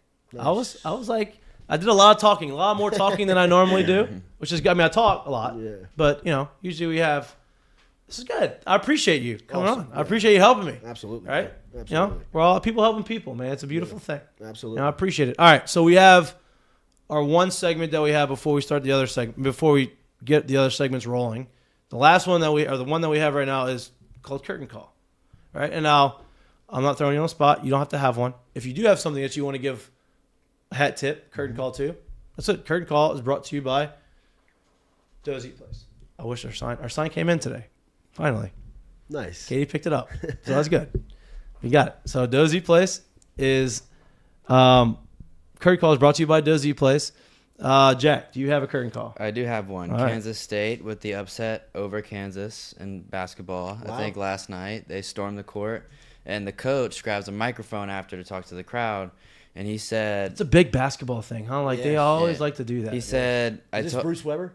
No, this is Jerome Tang. Okay. And he said, I told y'all I'd let y'all get one quorum storming in. Storm court. Court storming. There we go. There we go. There.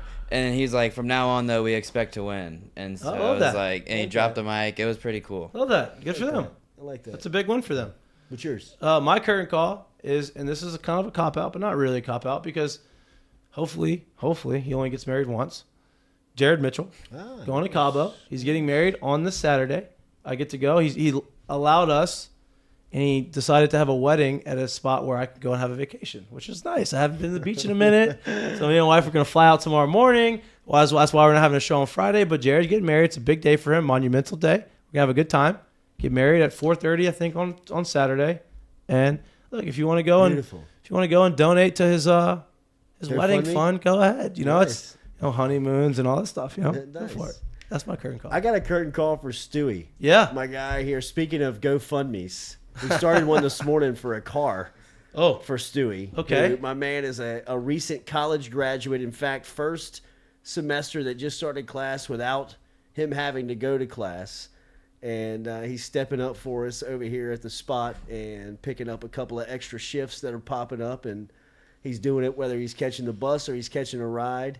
And we appreciate everybody over here who makes sacrifices to get us on the air, to make sure that we got guests, to make sure that we're up and moving. And Stewie, we're going to get that car for you, bro. That's it. Grind it, baby. That's Keep right. grinding. Keep pushing forward. Ronnie Riggs' roommate. That's it. That's it. Ron, appreciate the drive to the ride. Yeah, that's right. nice. That's nice of you. That's right. Thank y'all. Thank everybody for watching, paying attention, listening, maybe not listening, just having it on in the background. That's cool with me. I'm good with that.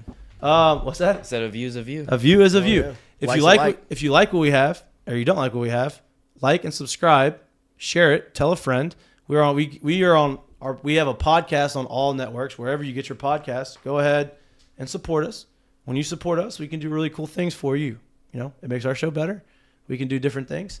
And that EVCO logo looks great. EVCO looks great. It looks great. They're getting a lot of they're getting a lot of, until they give us their talking points is what we have to give them, you know what I mean? But it's good. So appreciate y'all. Love y'all. We will be back again on Monday. I am confirmed that Gordon McKernan is coming on Monday. Nice. Yep. Gordon McKernan is going to come on Monday talking NIL. I think he's starting to do some stuff with, he obviously just signed a new deal with Trey Morgan. Yep. We're going to have on him. I'm tentatively going to say Jay is going to come on. Now, season hasn't started yet, so the Jay Johnson Mondays technically hasn't officially started. But I know Jay wants to talk unofficial opening of college baseball, or LSU baseball is Sunday. Let's see what he's got on Monday. See how he liked the first pitch banquet. See what he's got to say, and see if my predictions on the lineup are right. I'll imagine He's not gonna tell you, but for the most part, no, he'll tell me. Off the record. Off the record. Maybe he'll hint at it. But appreciate y'all. Love y'all. We'll see you again on next Monday. Enjoy the weekend, and you're watching Mik'd Up. Peace.